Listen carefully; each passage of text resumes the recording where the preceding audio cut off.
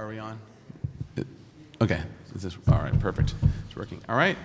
So, calling to order Historic Landmarks Commission and De La Guerra Plaza Advisory Committee joint special meeting. This is the revised agenda, April 22nd, 2022. All right, so let's start with a roll call. All right, thank you. So for HLC, we have Chair Grumbine. Here. Vice Chair House. Here. Commissioner Butler. Here. Commissioner Dordan. Here. Commissioner Drury. Here. Commissioner Lenvik. Here. Commissioner Manuel is absent, and Commissioner Uli. Here. All right, and then for the DLG Plaza Committee, we have Chair Sneddon. Vice Chair Wiscombe. Here. Commissioner Drury is present. Commissioner Edelman is absent. Commissioner House is present. Commissioner Harmon is absent. Commissioner Longstreet is also absent. Commissioner Peterson. Here. Commissioner McGill. Here. And Commissioner Lodge. Here.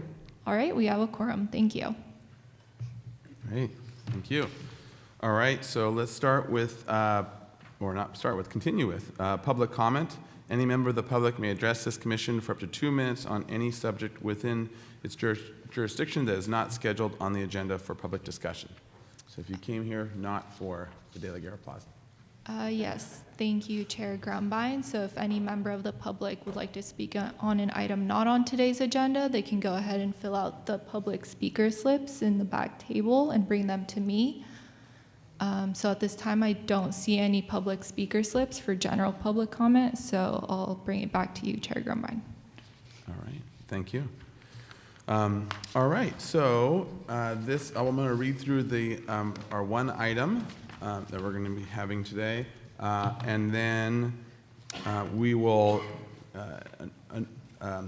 we will have the presentation, but I think there will also be, we'll talk about some of the particularities of this discussion, because our two different groups and what our different roles are. So, all right, and what our together role is as well. So this is 20 East De La Guerra Street, De La Guerra Plaza. The Plaza De La Guerra Revitalization Project involves raising the entire plaza as well as De La Guerra Street between Anacapa Street and State Street to be level with the existing sidewalk. Proposed improvements include new landscaping, water feature, restrooms, arcade, stage, art nodes, lighting, and trash recycling. The 2011 Historic Structure Sites Report, accepted by HLC, found that Plaza de la Guerra is eligible for listing as a City of Santa Barbara landmark, eligible for listing on the California Register for Historic Resources, and eligible for listing as a significant cultural landscape in the National Register of Historic Places. Surrounding Plaza de la Guerra are City Hall and the California Pepper Tree, the News Press Building, Casa de la Guerra, and El Paseo, all designated city landmarks, in the La Placita Building, aka McKay-Bothan Building, that is a designated structure of merit. No final appealable action will be taken at this hearing. The goal of the joint meeting is to discuss and reach consensus on general design direction for several revised design features. Host Hazeltine & Associates prepared a memo on the history of the turf. Project was last reviewed January 19th, 2022. And with that, let's go through the meeting minutes from our January meeting from HLC, and then maybe we'll have a kind of a general outline discussion for our discussion purposes, and then we can go from there. And Councilmember Sneddon will be, sort of generally speaking, running an overview of the discussion and meeting, and then when it comes to the HLC, any HLC decision or motion in particular, we'll switch over to this side and I'll manage that portion. So, okay, so and I'm going to pull up our meeting minutes from, let's see, sorry, just need to find them here.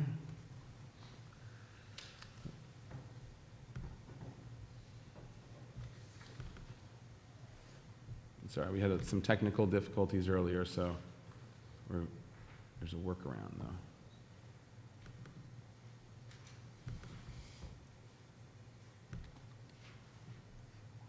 wish we had some Jeopardy music to play in the background while I'm finding files. But we don't. There we go. Thank you. All right, so make sure I read the right Where's one. Johnny Gilbert when you need him? Okay. Okay, so the motion was to continue indefinitely with the following comments. One, some commissioners do not support an arcade and others think it is too large and needs to be less obtrusive. Two, while most commissioners support a city hall landscape design for the entry on Anacapa Street, it needs to be developed further to create a better presence. Three, one commissioner supports the water feature. Four, the trash containers should be painted Malaga green and shall not be enclosed. Five, a simple shed design for the restrooms is preferred. One commissioner suggests the restrooms be relocated to the parking lot. Six, for the surface materials, all commissioners prefer some grass. Seven, some commissioners stated that simpler is better. Eight, the commission supports closing the plaza and the De La Guerra Street to vehicles. 9, provide a visual integration of arts and culture. 10, continue to reach out to the news press. 11, the commission would like to see solutions to make the plaza as safe and welcoming as possible. 12, Commissioner Drury and Vice Chair House are appointed to a surface materials subcommittee to assist with developing a palette. 13, the commission appreciates the city, team, consultants, and everyone working hard on the project to move it forward. The action was by Uli, the second was by Dordan. It was 5-0-0. Manuel, Drury, and House were absent. The motion carried. All right, so that kind of gives us our last time we saw this from the HLC side of things perspective. I wanted to take a quick moment and kind of just zoom out for a second and just talk about the project as a whole. This has been ongoing for a while. Chair Grumbine? Oh, sorry. Hi. Planning staff, we have a little introduction to do Sounds first, good. and then we can move that back to you. Perfect. Okay? Okay, Because I wanted to start, and first of all, say good morning to everyone. Nice to see everyone in person. I wanted to go over a little bit of the history of this project since it began, and then go through the agenda and let you know what the steps are that we're going to be moving through today, so we can get everything done by 11. So back in early February of 2019, the City Council established the advisory committee group for this project. Members were chosen from all the pertinent commissions and boards in the city. So we have 2 city council members, 2 members from the Planning Commission, 2 members from the Historic Landmarks Commission, 2 members from the Parks and Recreation Commission, as well as a member from the Trust for Historic Preservation, and then also the certified farmers market when they were considering moving to the site. So the purpose of the committee is to support the development of plans to bring forward for the project. And I just wanted to, for the benefit of the public as well, many meetings have occurred prior to this. So there was first a public workshop back in March of 2019 in the beginning, and then there were a series of advisory committee meetings. Actually, 9 of them occurred in 2020. And then that project was brought to HLC for the first time in February of 2021. That followed another advisory committee meeting, and then after that there was a joint workshop with HLC and this advisory committee. That was in May of 2021. The project went back to the committee again for a couple more meetings, and then it was brought back again to HLC for the second concept review. Back again to the 13th meeting of the advisory committee in February of this year. Also, there was a subcommittee formed to look at the materials back in March. And then today, again, we're having a joint meeting with the HLC advisory committee. So lots of work done. Been working on this for a number of years. I just wanted to acknowledge all the work that's gone into this so far. And can't put this up on the screen, but we have an agenda for today's meeting. So the remarks from staff just now, and then we'll have opening remarks from Chair Grumbine and Chair Snedden, clarifying roles of the HLC, the advisory committee, and also post-Hazeltine. Brad will present a summary of the project consensus by the committee and HLC, and then other areas that need to be discussed further. We'll have Post Hazeltine to go over their memo that they submitted for the project in regard to turf. Then the presentation of the latest plans, comments from the advisory committee about those plans, and then we'll have time for public comment. And then back to the HLC for comments and questions. And then we'd like a group discussion at that time, moderated by Chair Snedden, to work through the project and just discuss what needs to be talked about at that time. And then we'd like to wrap up with the next steps. One choice would be to go back to the advisory committee, or another one would be to actually submit for city review. This project hasn't gone through the land development team review yet with all the different departments in the city, so that would be another major step. So we can, when we wrap this up at the end, decide whether the project's ready to go forward with that or not. And then there's if we have time, talk about the art culture subcommittee, perhaps forming that as well. So with that, I'll turn that back to Chair Grumbine. Thank you. Thank you. And Commissioner Drury, art always doesn't come last, you know. Oh, yes. Sure. Sounds good. All right. You want to dive in, or do you want me to take a shot at it? Okay. Great. Thank you. So part of this, this is fairly unique, not the only time this has been done like this, but pretty unique structure and project. I think it's very appropriate that we have both. We've had this structure of the advisory committee as well as the regular review that HLC provides because of the importance of this particular plaza for the city of Santa Barbara and its location, obviously. Our structure has created sort of two roles of review and discussion. The advisory has been working intimately with the project for years now, and then we have been seeing things periodically as part of the review. Just sort of as our general, and there's been public comment that has discussed a lot of these things and brought the questions of from the historian's report to our role to the design decisions. And so just sort of looking at it from the big picture, and for those of you who haven't been involved with it throughout this whole process as well. So HLC's role is really is the design review role, and it's our job in the end for all projects that we review to have the design review role, and if those who don't like the decision that HLC comes to, their appealable action is to City Council. So that's sort of our sequence, or the conclusion that we come to. As well, there's a separate role, which is for reviewing historic reports. So when we have a project that is historic and in nature and has a historic report to review, we have an expert, historians, come to us with a report, and they're analyzing it primarily, at least, along the lines of whether it meets the Secretary of Interior standards and, of course, our Santa Barbara tradition and ways and thoughts of reviewing things as well. But they're analyzing it and making sure that whatever is being done to the historic resource is not taking it down a strong enough notch that it would be a serious thing, and in which case there would need mitigation measures.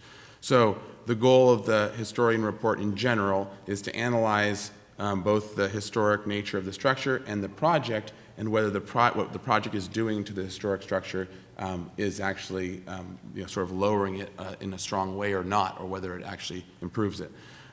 Our job in that case is to review the historian's report. If we agree with it, to accept it, or to ask them to change it certain ways until we can agree with it.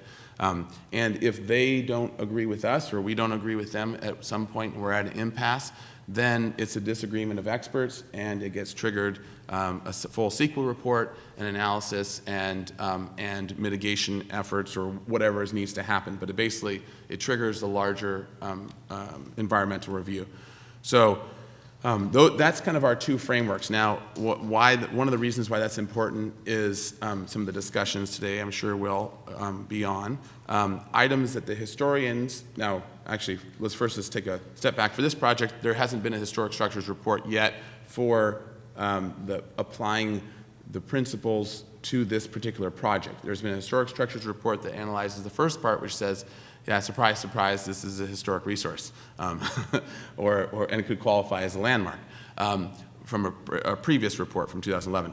So that has been done, so it's obvious that, and it's identified some of the things that are important about this resource. But it hasn't been done yet because there hasn't been a finalized design, and that's fairly typical. We see at HLC is we see an in process, and then we'll see the final report that actually analyzes it, and at that point we make a decision where we will accept it or not. So the report, though, is really analyzing whether it meets the Secretary of Interior standards. It isn't necessarily saying that this is you have to agree that this is the best design or that or not. It's saying, does this meet the certain standards so that it doesn't actually seriously hurt the historic resource? So as a big picture view, sometimes we do accept reports, even though we will then ask the applicant to change the design or portions thereof, in which case the report's going to have to change too, because it's going to have to reanalyze whatever the new design is. So I wanted to kind of frame that discussion in terms of when we're talking about the report, it means whether it meets the Secretary of Interior standards. It isn't necessarily that is the final design that HLC agrees that they want to see out of it. So, all right, so I just wanted to kind of get that out there first, and making sure that we're all on the same page with what we're looking at and what our purviews are. So that's the historic structures report. For the design purview, HLC has the design purview. Obviously, we need to be considering all the applicants, and this is in this case the city's work and effort, as well as the special groups that are formed, which oftentimes include our volunteer commissioners who are tribute that get put forward to volunteer and put extra time into these projects to help them along, especially ones that are of public nature and are especially important for the good of the city. So, all right. Commissioner Sen? Or Chair Sen? Good morning, and thank you for that introduction. I think I just first really like to acknowledge the work of the HLC, and they're very important purview, and I think we all in this room understand the significance of this particular project, and because of that, it's so important to the city and really important to the public that we work together, even though we're seated sort of opposite of each other. This is intended to be a collaboration. I think the last thing any of us want to see is an appeal to City Council when the members in this room are the ones who have spent years working toward a suitable project for the whole city. It's a unique project, and this process is unique by having these workshop-type meetings, and I'm grateful that we're doing it this way so that we can come to the best possible outcome for the public, really, and to honor the historic resources that we have. We do have members, as was mentioned, from HLC who are sitting on that side, but we're all one body here looking at this project. Members of HLC, Planning Commission, Parks and Recreation, Trust for Historic Preservation, council members, and we're really trying this process to get to the best possible outcome. This advisory committee has taken input from the public and from staff and from design for the last 2.5 years, and we recognize that it's the purview of the HLC to approve designs, but we've put forward a lot of attention to detail on the function of the plaza, and we'll get into details of different areas where we're really close to agreement on moving forward, and some areas that we still really need to come to agreement on before we spend more resources and time with all the possible different plans. And I think we'll get into that today. But what's really important is that we have a commitment to moving this project forward. We don't want to have a failed project where all of this has gone into this effort and the public still does not have a revitalized plaza. So with that, we will move to staff presentation.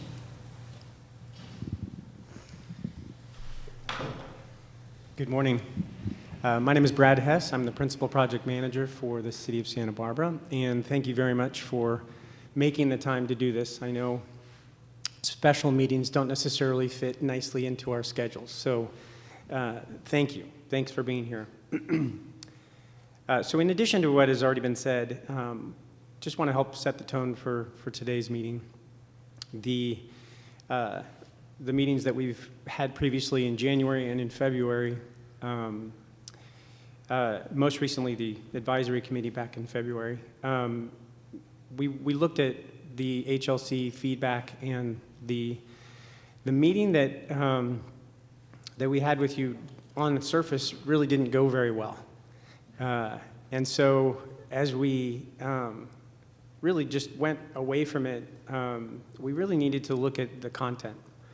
So when we did that, we realized that there were far more areas of agreement than there were in disagreement.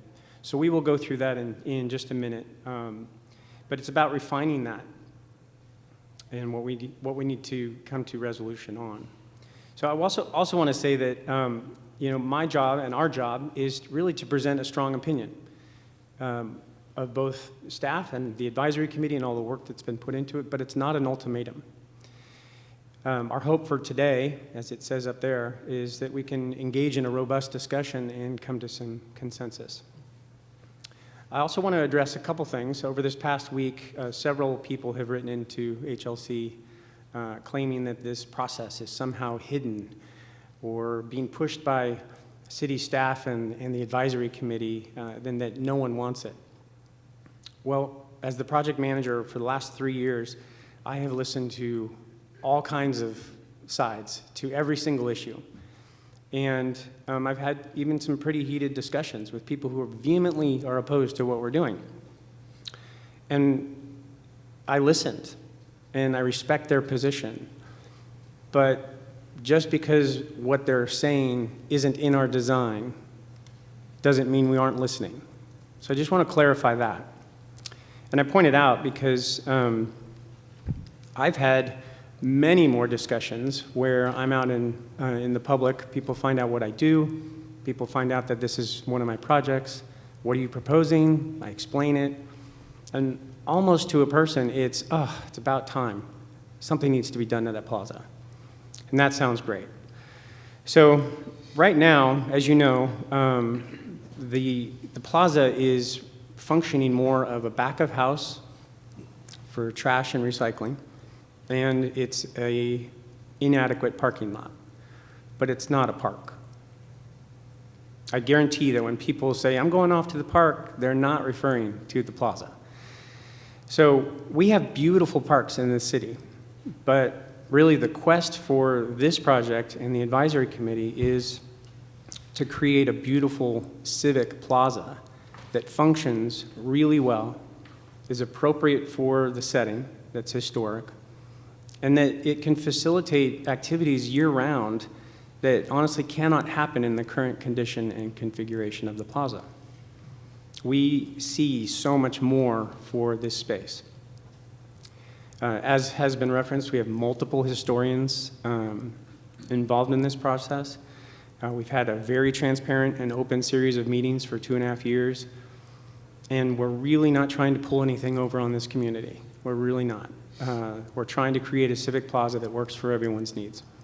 So I hope with that, I just really hope that today's discussion carries the long view of this plaza, that we are looking to the future generations of what are we planning for them. So, simply put, we're here to discuss the design, hopefully achieve consensus on moving this project forward.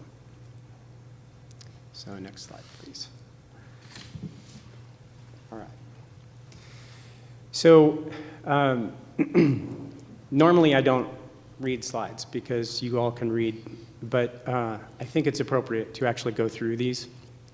So let's start with the things we generally agree on the left. We all generally agree that closing the plaza and De La Guerra Street to vehicles.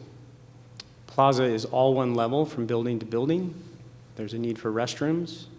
We're going to integrate arts, the historic components, and the cultures into the design. We'll enhance the City Hall and Anacapa Street frontage landscape. We'll have an underground trash management system. We'll have trees, tree wells with seating, and an improved lighting plan. And the areas of resolution are clearly on the right. we need to discuss and figure out the arcade feature. We need to talk through the surface materials selection.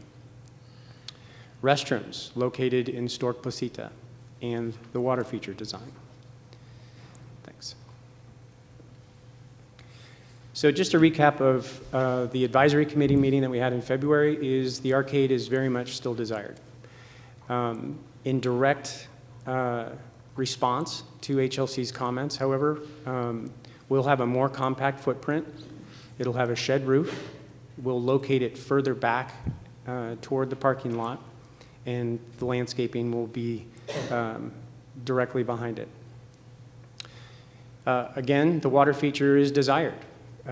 Really it came down to, do we want turf or do we want a water feature? And as we'll see in a moment, as we discuss the turf, water feature is definitely desired.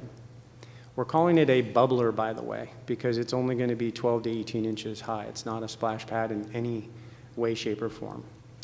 And lastly, agreement that the lawn is not appropriate for the space. So next slide. So you may recall that at the end of last meeting, which Chair Grumbine actually read the minutes, there were several commissioners that were in support of keeping the grass. And due to the structure of the meeting and time restraints, there really wasn't much of a discussion actually about it. So in response to that, I really wanted to understand what the city's position is in having grass at the plaza from a policy perspective. And so I brought this up with the department heads and administration of the city to better understand what each department's position on grass would be. So this slide provides you with that summary. And again, my apologies for reading a slide that's right in front of you, but again, I want to make sure that this is clear for everyone. The city's landscape standards for water conservation require that the landscaped area of non-residential projects shall be designed without the use of decorative turf and with 100% water-wise plants. The only exceptions would be for active recreation such as sports fields. The city's municipal green building policy states that new and renovated city facilities will be designed without the use of decorative turf unless approved for recreational purposes. Water-wise landscaping is supported by the guidelines for the EPV Landmark District and the Historic Resource Design Guidelines. Recycled water is not in the area. We've talked about this, and it's been recommended via letter to bring water to the plaza, but it would be upwards of $850,000 to bring water to the plaza to water grass. Grass requires the water, maintenance, and time to regrow after major events such as Fiesta, which can take up to 3 months to regrow it. And based on the above, as we talked through it, city administration, public works, parks and recreation, and community development all vocalized that they will not support the grass in the proposed design. And as we talked through this at the advisory committee, it was unanimously agreed to that it just didn't make sense.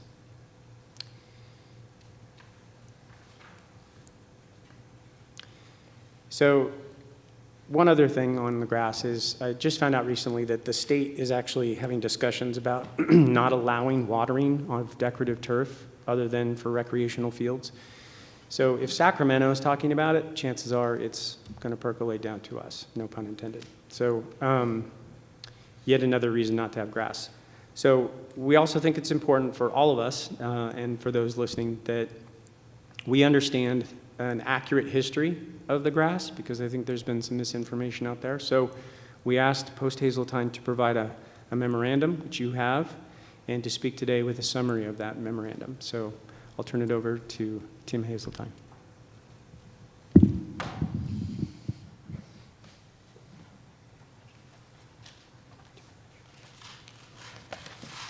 Good morning, everyone. I presume everyone has a copy of the memo that we prepared? Is that true? Brad? Yes? Yes. Okay. Oh. I believe you received that by email. I believe so.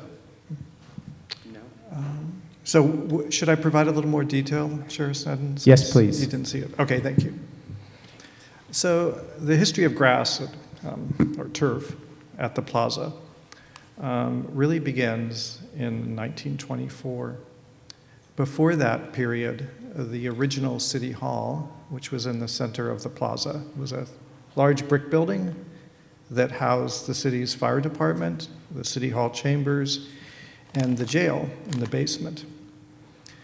And at that time, the road around the plaza had not been paved. It was still dirt, which was the condition that it had been since the De la Guerra family built their home in the early 1820s. And that endured essentially until 1910. In 1910, the city remodeled the city hall into the Mission Revival style. So they took a Victorian era building, they sort of dolled it up to look a little more like the Mission. And it was at that time that curbing and grass was installed off the front of the building facing East De La Guerra Street. The rear of the property remained a service area for the city hall. And in fact, earlier on, they appeared to have stabled horses there for the city's fire engines. So it was a very utilitarian area. In 1924, after the new city hall was constructed and the old city hall was demolished, the city engaged in a sort of long process, actually, to decide what they should do with the plaza. And I think, as everyone knows from our previous report and discussions that have been had on this project, as well as a publication called De La Guerra Plaza Reconsidered, that there were a number of schemes for the plaza. And some of them were fairly elaborate. Many of them proposed flagstone-style paving and a water feature. There was one planned by the city engineer, I believe, that would have installed a gazebo close to where the News Press building is, and that would have housed restrooms. And then the rest of the plaza, the center of the plaza, would have been paved as a parking area. That plan was not actually implemented. Instead, in 1924, the city approved installing turf and, we believe, adding the additional curbing to create the center lawn area. So that was created in 1924, or approved and probably finished up by early 1925. And the design was by George Morrison, the city engineer. So that's really that's how the grass really came to be. It was likely a very cost-effective and utilitarian solution to the issue of what should happen to the plaza. Given the scale of some of the other plans, including one by George Washington Smith, there was one earlier, James Osborne Craig, Cheney and Olmsted. These were more elaborate, and I think just the cost of that and getting the city council to approve that sort of spend for that just did not happen. So the city, at least that's what Dr. Post and I believe, is that this was a fairly utilitarian solution. Not saying it was unattractive, but it certainly wasn't some of the more architectural schemes that had been considered by some of the region's leading architectural firms. And so after the grass was installed, really the plaza remained just a turfed area. The two palm trees, which unfortunately you just see one of them up the upper left of the photo. That's one of those survived. Those probably were planted either at the very end of the 19th century or the beginning of the 20th. And in this photo here, if you look to the upper left, you can see a sort of a beige wall with a white front gable roof element. That's the remnant of the Abadi adobe, which was significantly damaged in the 1925 earthquake, and then subsequently demolished, we believe, around 1945. And so that building, as well as the building just to the right of it, is one of a series of structures that once extended from the existing city hall towards the News Press building, and they formed the sort of visual enclosure of that side of the plaza. And by the early to mid-50s, all of that was gone and had been replaced by parking lots. And I will speak to something, because I think it did come up at the last meeting, about turf and what our previous 2011 report had said about that. The report had two sections. One was a phase one section evaluating significance, which has been discussed before. There's a second component evaluating the then proposed design, which would have retained some of the turf. So the report evaluated that, but we did not make a specific finding on the significance of the grass as a component of the overall character and history of the plaza. So in a nutshell, that's the sort of the history of turf at De La Guerra Plaza is relatively late. It's a type of landscape feature that is really more directly, and this doesn't mean it's not, I'm not saying it's not significant or is, but turf is a landscape feature that is more associated with the English tradition of garden design and public park design. Of course, very popular in the 19th and early 20th century, and at a time when water was not so rare and valuable as it is today, there wasn't a concern about large expanses of turf. It's not a characteristic feature of southwestern plazas from the Mexican era of California's history. So I just wanted to insert that so we understand better why turf would be used and what its sort of historical antecedents were. So that ends my presentation.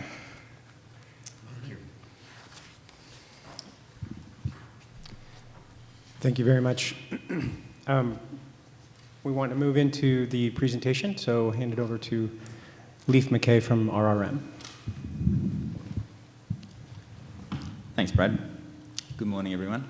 It's good to see you all in person, finally. I have a series of slides here, and much of which is what you see on these boards, so if you got here early and already perused them, that's kind of what we're going to be walking through. It's focused mainly on the items in the minutes that Chair Grumbine alluded to earlier. Just areas where the design has developed a little bit since we last saw you. This is the primary discussion points. Not necessarily in the order from top to bottom, but I'm going to start with the surface materials. So as you heard earlier, a surface materials subcommittee was formed, and we've met twice in person at the Plaza. We've shared some information. We looked at samples. We walked to some other places in the vicinity to look at various paving treatments and materials. And after the last meeting, the committee kind of came to an agreement on an acceptable and preferred palette of materials, and that's what's shown on this slide. And there's actually physical samples on the floor in the middle of the room if you want to go and see what they feel like to stand on. I'll leave the stone to last on the bottom left because I have another slide to follow up on that. But I'll just go through each of them. In the central field, this stuff here, the preference ultimately ended up as a decorative concrete infill material for the central part of the plaza, maybe akin to the image on the top right, where it's got a faux sandstone look to it, and then there's some subtle design details we can add, like that's a band of exposed aggregate, which just helps to add some texture to the large field of paving. And the concrete was really preferred for its utility and a cost differential over stone, which we all agreed would be beautiful, but perhaps we could run into some cost challenges with that. The brick pavers on the bottom right there are the sort of banding that you see around that concrete area, and the colour's a little washed out in that photo, unfortunately, but it's a fairly warm brown colour and complements the stone quite nicely, as I think you'll see in the samples. That would be non-mortared. That would be set in a sand set with all the utility lines for the plaza, with the water and electrical running underneath it, so that over time, when things inevitably need to be dug up, the bricks can be lifted without resulting in this unpleasant patchwork quilt effect down the road. The photo of the stone paving at the bottom left is taken from inside the El Paseo courtyard, so right behind the Casa. And that's the look we're interested in emulating around the sort of edge of the plaza, so running around the outside border and down the placita. There's another photo of it. We think this idea actually came up through the committee process as a way to a thread of continuity between the surrounding sites and the newly renovated plaza space. That's a photo of the street in Spain on the left. Commissioner Howes kindly took it upon himself to do a study of that old paving and came up with a repeating pattern that we could use to, as we move forward into design development, to sort of analyse the proportions and the ratios and the pattern. And then that photo in the little inset photo is actually one of the new samples, which is on the floor in front of you too, laid on the old, and you can see it's, if it wasn't for the shadow, you wouldn't even see the difference. It's very remarkably close. So that's the look we're trying to emulate. We just have to detail it in such a way that it was compliant with ADA, with the vertical differences, but that's essentially the outcome of the surface committee at this point. The one other thing we talked about briefly, and this is subject to a longer conversation about art, is an opportunity for some sort of art expression in the plaza, and we thought, well, it looks like I have a meeting. I gotta go. No, just kidding. Hopefully that will disappear because I can't control it from here. But the quatrefoil pattern in the plaza, which we'd identified as a place for the water bubblers, could be a great example for some sort of a mosaic. There's several different iterations of ways that could happen. On the left, there's actually a sample of that on the floor too, but it could be done with glass tile or other sort of materials that are very elegant, could be community-driven art. We've met with the County Office of Arts and Culture, and Brad is in the process of, trying to lay out a roadmap for that process. But we think that could be a really nice opportunity to incorporate into the plaza. Okay, so the arcade that's been the subject of a lot of conversation. We, just to sort of reiterate, our design team really believes in the value of this feature for its purpose of enclosing the plaza, really plugs that missing tooth. It's got some utility as well. It provides a venue for different types of events. It's a housing for hiding some utilities. It provides some wall space for interpretive displays. And it's appropriate because, as Tim alluded to, that edge historically did have a series of buildings, so the plaza was enclosed at one point. But we heard loud and clear that the consensus was it was too big and it dominated the space too much. So you can see in the pink outline was the previous footprint that we shared with you.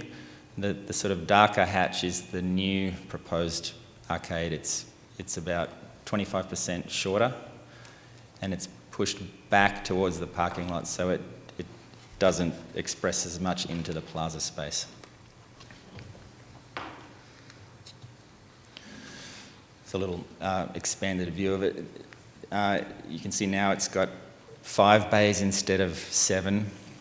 And it's got a shed roof on the 2 sort of wings. doesn't have any adornment at this point, architectural adornment yet, but that can come later. That in the centre is like maybe an 18-inch high platform that can be a stage for informal or programmed events. I like this view because it gives a better sense of scale than previous graphics we've showed you. With the news press tower in the background, you can really see that it's not a big structure, and it also doesn't obscure the adobe wall, which you can see in the background on the left. It's clear of that, so it's just complementary to the side of that, and then there's a passageway through to the parking lot.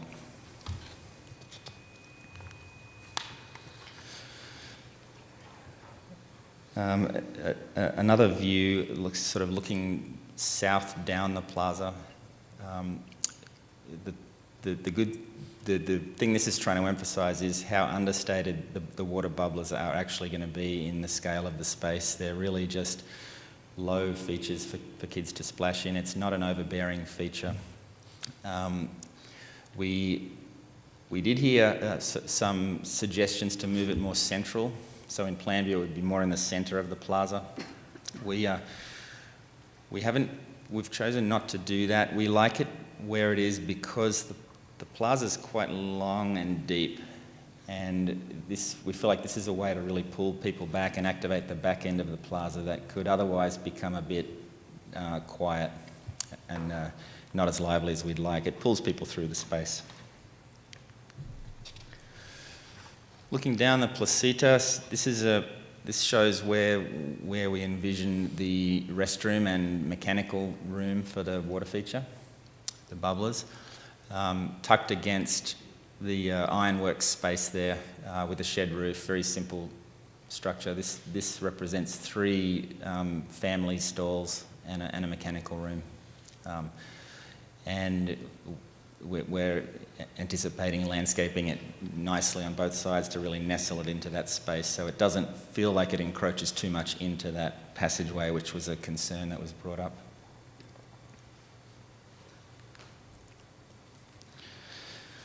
The City Hall landscape, I have 2 views of this. This is kind of an overview that shows more of the space. Following the sort of the mantra of simplification of design, we actually took out some of the ins and outs of the design and created this fairly modest scaled, almost like a forecourt for City Hall. We removed the hedge, and now that space is kind of flanked with fairly deep planters that would be demonstration sites for the public to come in and learn about drought-tolerant planting and so forth. It's not a big space, but materially it's tied in to the back, and that could be a venue for a flag-raising ceremony or some other sort of small events occasionally. But we really see it as just like a graceful, simple front door to City Hall. This rendering obviously shows the daily use of cars in that space, which would be able to be blocked off for an event. So that would be overflow plaza space where the cars are. This kind of brings you down into the space a little bit. That's actually envisioned to be a rain garden, that planter against City Hall. That would capture roof runoff from the downspouts. As you can see, it's very simple, elegantly planted, some quiet seating opportunities, and the material tie-ins to the back. That's the existing pine tree on the left, and these 2 are existing trees. Everything else is new in this view. On the previous slide, we're proposing to sort of propagate the tree aloe that's there on the corner now, like take pups from that and regrow it in a more appropriate background place because it gets large and visually obtrusive. That's currently kind of out here.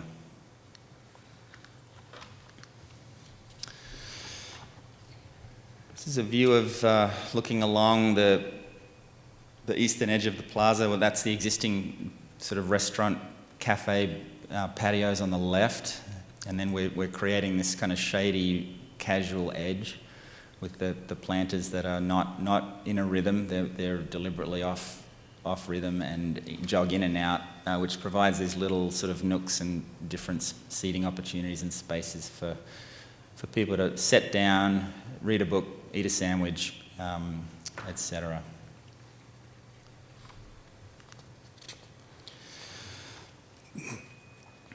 And this is the sort of the last slide I have to share with you on the design. This overview depicts the main plaza from a vantage point, high above the parking lot.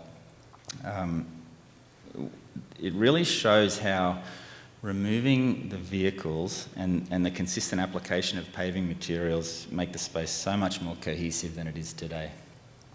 It engages the casa. You can see, you can't really see where the casa courtyard begins and the plaza ends, and that was deliberate to try to really pull that in. There are multiple ways that this design, the flexibility of this design, will bring in life to the space. There's the water bubblers at the water feature there.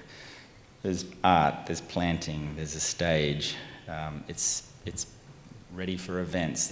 Those kind of white tents you see there are kind of roughly where old Spanish days thought that they might lay out their event, so you can see how that might work. It's hard to capture the space on an illustration, but I've stood in the space with this image in my head, as I think a lot of you have, and you can really, when you're down in the space and you've got these beautiful buildings surrounding you, you can see it, you can feel it, you really can. And you can imagine the life of this plaza through a typical day. It wakes up, as the city wakes up, it's quiet and peaceful, and then it starts to get a little lively, and people start to show up to the cafes, and then the sun's out in the afternoon, and the families come down in the water feature, and then on the Saturday there's an art market. And I think all that is facilitated by this design of simple, open pavement, unobstructed with stuff in the middle. The water feature can be turned on or off to function that way. So I think the open space for public residents to recreate in is maximised. And when we talk about the highest and best use of such a prominent, important space in the heart of your city, that's what we would like to achieve. That's all I have. I'll turn it to you, Brad. Great. May I interject? Thank you, Leif. There's a couple of orientation problems with the presentation, so. Speak into the microphone so everybody can hear you. Can you hear me? Oh, yeah. The screen or the display on the right, the upper, that's not looking west, that's looking east. Can you go to the slide just for clarification of the kiosk, right? Yeah, looking at the. Which one? Well, that one's actually that's also incorrect. That's because that shows the. Oh, that's west. Sorry. Yeah, Yep, you're right. It's important for the public to. You're right. Yeah, That's the And then western edge. And then the one that's on the extreme right here above, showing the arcade, is looking east. I'll get not back to west. it. There we go. That is, yeah. Those labels are transposed. Looking You're correct. east. Yeah, just thank you. for. Yeah, thank you. Yeah, thanks. Our coordinates are difficult as it is. So. Yeah. Where I'm from, it's correct. That's right. Down under. Thank you very much, Leif. And I think we'd like to turn it over to the advisory committee members to comment on the design.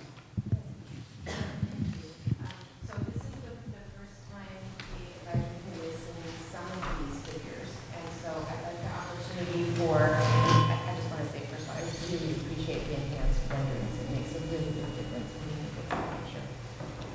Here? No. I'm sorry, no, we can't hear you. I'm speaking. You can bellow. I'll just talk about it. Thank you. Oh, that's better. I'll repeat that. I really appreciate the enhanced rendering so that we can visualize this much better. And this is the first time members of the advisory committee have seen this, some of these figures, and so it's not working. So, so in light of that, I would like our committee members to be able to comment on their general comments up to this point so far in the process, and then also,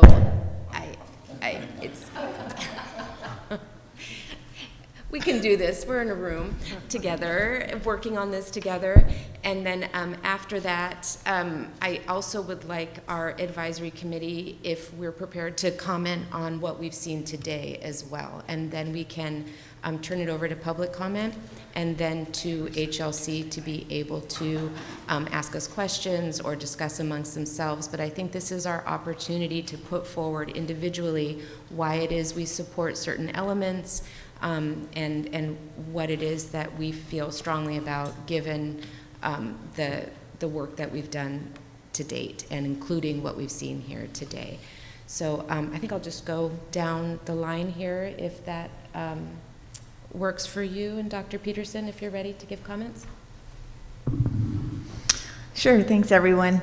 The Trust for Historic Preservation put forward some talking points about this project back in March 2019, and we've been consistent this whole time with what we were looking for, and they actually all show up on the areas of consensus between HLC and the advisory committee. So I'm really pleased about that, and proud of all the work that we've done jointly. And so those important points for the Trust for Historic Preservation as the owners and operators of Casa de la Guerra are that we've restored a pedestrian plaza, which is historically the original use of this space. It provides visual continuity with Casa de la Guerra, but also now physical continuity with the raising of the street level all to one level. And it's created a usable and attractive space for the public. And I've received some feedback that I'm a preservationist, and yet I'm proposing and supporting these dramatic changes to the plaza. And so I just want to clarify what I think the role of preservation is with this project. And that's that preservation projects, when they work well, provide continuity between the past and the present. So they help bring an important historic resource into the present, so it can be used again and loved again by the community, and that requires that it changes. And in this case, we're restoring the historic functions of the plaza by making some of these really key changes. I think this plan really does that. It creates that pedestrian space. It restores the connection with the casa as a historic resource, and it becomes usable and attractive and a draw for the community. So I see this as an opportunity to see preservation working in the contemporary world, and I'm really proud of this as a preservation project. Thank you, Dr. Peterson. And with that, we'll go to Vice Chair Leslie Wiscombe. Does this work? Excuse me. Well, I just keep pounding it. Thank you. I too would like to thank everybody. It's been 2.5 years that we worked on this, and staff's done a marvelous job. The consultants have done a marvelous job, and it's been an absolute pleasure working with commissioners from the Historic Landmarks Commission, as well as all the people on this advisory committee. I want to go back to the purpose statement, because we have received some negative comments online. We've gotten some emails about keeping it turf and preserving it, and I do really appreciate the history of the turf. I think that's important for the public to understand, that it was 1924, it hasn't been there forever. So, but our purpose statement, which we formed at one of our first meetings, was that De la Guerra Plaza celebrates and honors the historic heart of our city and provides the flexibility to serve our community's diverse social, cultural, historic, economic, and environmental vitality. And I think that's really important, and I think that the design as it has evolved speaks to our purpose statement very well. I really do. I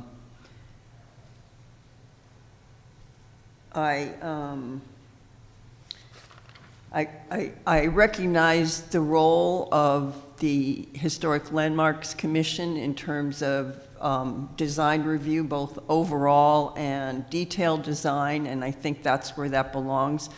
Commissioner House said once that perhaps the committee on this side, I hate this side and that side, but the committee on this side really looked at the programmatic elements, and I think that's what we did. It's unfortunate in the water feature that it was called a splash pad.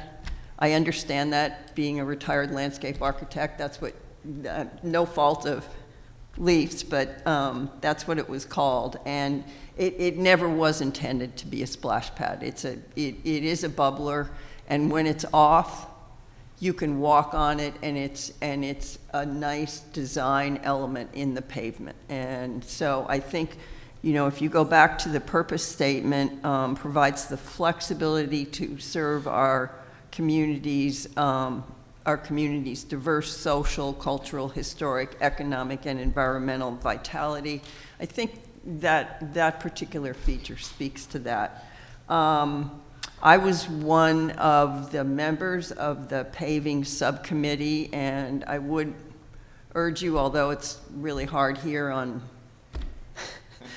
this kind of brown tweed carpet to see. We really had an engaging discussion, and with respect to the paving, there has to be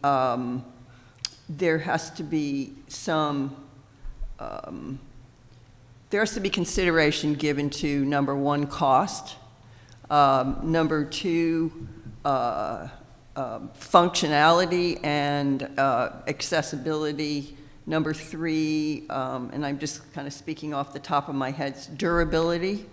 And I think that the pavement slides that were just shown really speaks to that. The utility corridor will, you know, we're not going to have broken up sections of it that have to be replaced because it would be the brick as shown there. And there's some of it that speaks to the history and the street in Spain, and there's the durability of poured in place concrete that's decorative, and there's so many beautiful ways you can do that now, that really gives us the durability and the functionality of the plaza being used for a lot of activities. So I'm appreciative of the work that that our little subcommittee has done on the paving. And going on to the arcade, it is a much better sense of scale. I think it's an important element, and it's now taken kind of a lesser role, being cut down by 25%. So I really am quite excited about that. The restrooms I don't have much comment on. I think with the landscaping around them, they've really kind of disappeared. So the function's there, but they're not in your face. I really am excited about the City Hall demonstration gardens. I think that's an important feature, and also really a learning place for our community in terms of water-wise landscaping. And I really appreciated the placement of the planters. I think Leif mentioned there opportunities for nooks there, and just the placement of them, I think, will really help that, and also provide the shade. The only other comment I want to make is regarding the historic heart. I think that the art and the history of the plaza can really be celebrated. I think that's the commission's role to figure out how that's going to be done. But I do think that we have a tremendous opportunity here to celebrate the history of the various cultures in our community and the tremendous artists we have here in our community. And I'm excited about that component. And I think that the commission will do a great job in incorporating that. And that will bring groups of people in that really, right now the plaza doesn't speak to that per se. And we really have an opportunity to do that. So those are my comments, and thank you very much. Thank you, Vice Chairman. And Commissioner Lodge. Thank you, Chair Snedden. Well, I'm a newbie to this all. This is my second meeting, and I haven't been through all of the other members that have been on this advisory committee for a long time.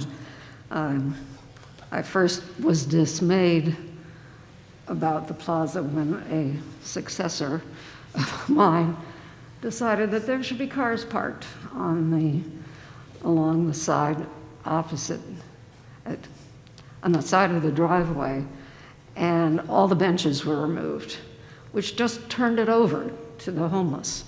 And it was okay, we don't know how to deal with this, and so we'll do that. And that so spoiled the sense of openness that had been there before, and so on. So obviously this is a big improvement over that.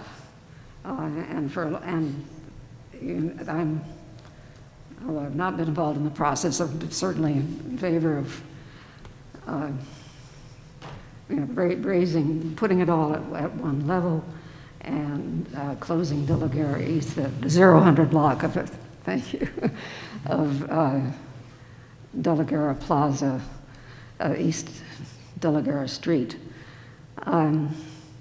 From what I saw from the previous meeting of the arcade on the side, I'm sorry there isn't an elevation that shows City Hall and the relationship to the arcade now, but it seems as if it's a great improvement being reduced in size. It was too dominating of that side of the plaza. The restrooms certainly are needed, and as Commissioner Wiscombe said, they do. I think somebody on the HLC said to make it disappear, and I think it does. As much as one can make a structure disappear, it does do that now. So as I said last time, I'd still like to see grass there. I think it's such a big bare space that that is going to be a heat island. I would like to see it broken up, but that's not going to happen apparently. And I guess those are my only comments. Thank you. Thank you, Commissioner Lodge. And Commissioner McGill. Okay. Thank you. This is also, I'm new to the committee, and this is also my second formal meeting. And so I just really want to, first of all, lend my voice in thanks to everybody that's been involved with it. It's been pretty exciting to me to watch this evolve, and in general, I'm overall extremely supportive of the purpose, the plans, and the design as presented. I actually think it's really, really exciting for the city. I think the design, it's simple, it's beautiful, and it's elegant, and I believe the simplicity and the elegance basically honors the historical. It honors the history, but it also lends itself very well to the present day purpose as a civic plaza and not a park.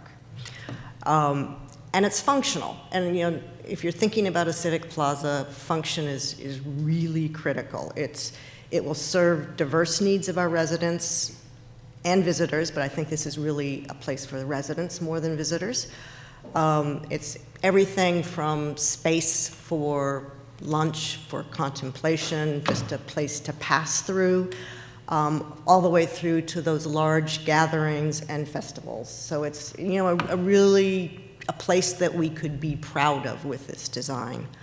But function is not just function for the day of the event, it's also care and maintenance.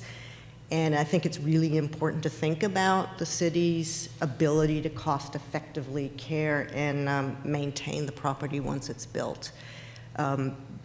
Being on Parks and Recreation, and anybody who's been on Parks and Recreation can see how difficult it is to maintain these facilities, and just really with the budget constraints once they're built. So this is important. The turf, that is part of the overall discussion with the turf, and functionality is also about conserving resources. Water is an important resource to conserve, but also the maintenance, you know, after every event, 3 months of basically shutting down to conserve turf. It's kind of a non-starter from my perspective. With some of the specifics, I think that water bubbler, it's been kind of a controversial feature, but it, in my perspective, provides some of that calm and coolness that people say they will miss with the grass. And it can be turned on and off, which also lends itself to public gatherings. The arcade, unanimous, I think we're here, I think it's great that it's smaller, it's more discreet. I like it being a discrete part of the design, but it's been very clear from the feedback that it's an important part of the design. And I guess, the arts and culture point of it, I think it's one of the great things about Santa Barbara is there's so much art space. I'm really excited to see that incorporated. From my perspective, from somebody in the arts, having some balance between what I would call fixed art, permanent parts of the design, and more rotating fixtures, I think would be very beneficial to community and beneficial in keeping the arts as vibrant as they are here. And I think that's it for my comments. Thank you. Thank you, Commissioner McGill. And then I'll make my comments, and then we'll go to public comment. I'm going to start just with the grass, because I think that's one of the big topics that we'll tackle today. I want to see a plaza that's used and enjoyed like the photo we saw in the early 40s. In the 80s, I spent a great deal of time in this plaza on the grass in my teens. It was a popular place to be. It was also the 80s where grass was popular, and we thought that water would be around forever. And, you know, I have a lot of nostalgia for the 80s and grass and turf, but times have changed. This microphone does not like me today. I have a sadness about the loss of the grass. I will admit to that, and a nostalgia for it, but I think I've given this a lot of thought, and what I'm sad about is that we have a changing climate. We didn't do in the 80s what we needed to do to be able to continue to have turf and grass in this changing world. What I learned today, which I didn't know before, is that it seems that the materials in the plaza have changed with the times. The materials themselves in the central part of the plaza had to do with what was popular or doable or economically feasible to maintain during the time that it was put in. So, 1924, the grass went in. 2024 seems like an appropriate time for the grass to go out. It's not lightly that I'm recommending that we lose the turf. It actually is with a great deal of mourning that we are living in times where it is necessary. We've come out of, briefly, a 7-year historic drought. We had 1 year of reprieve. We're in year 2 of our next, what will probably be next historic drought. There does not seem to be an end in sight. We know this from all of our climate models, and now we hear this from the state that we're just not supporting turf for this type of use anymore. But I do want to acknowledge that it's with sadness that I'm recommending that. With the unanimous agreement over time of this advisory committee of the loss of the grass, we see the importance for a cooling feature. We don't want this to be a heat island. We don't want to be contributing to the dryness and feel of the environment. And because of that, the bubblers, or the water feature, is an important component. It is hinged on the loss of the turf and the need to have cooling environment, and with that comes increased number of trees.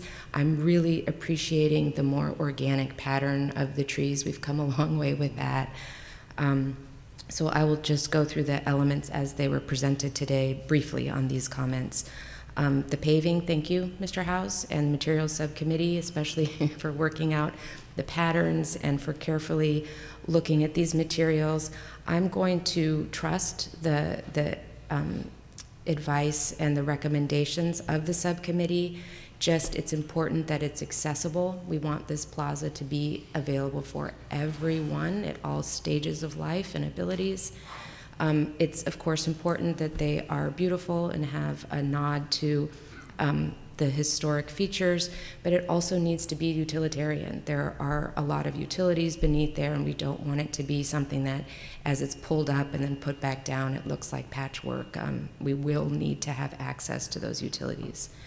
The arcade, I appreciate the scaled back design. I really appreciate the rendering that shows it more in scale with what's surrounding it.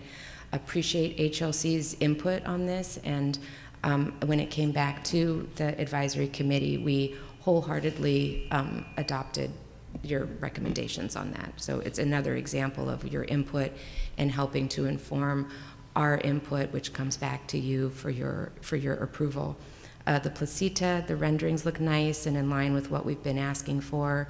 The shed roof and the smaller scale tucked in there, I think it looks really nice, and the restrooms there are necessary. The City Hall frontage, this is new. I'll be honest, I'm not sure. I really liked the boulder designs we had, and we saw some renderings before of sort of shaded gardens in there, so I'm not committed one way or the other on that, but I do support the demonstration gardens. I think that's an important feature and goes back to what we're trying to do with the turf and being leaders and showing examples to the rest of the community on how beautiful water-wise design can be, and how it actually, if you think about it, helps to support the historic preservation of our city through fighting climate change.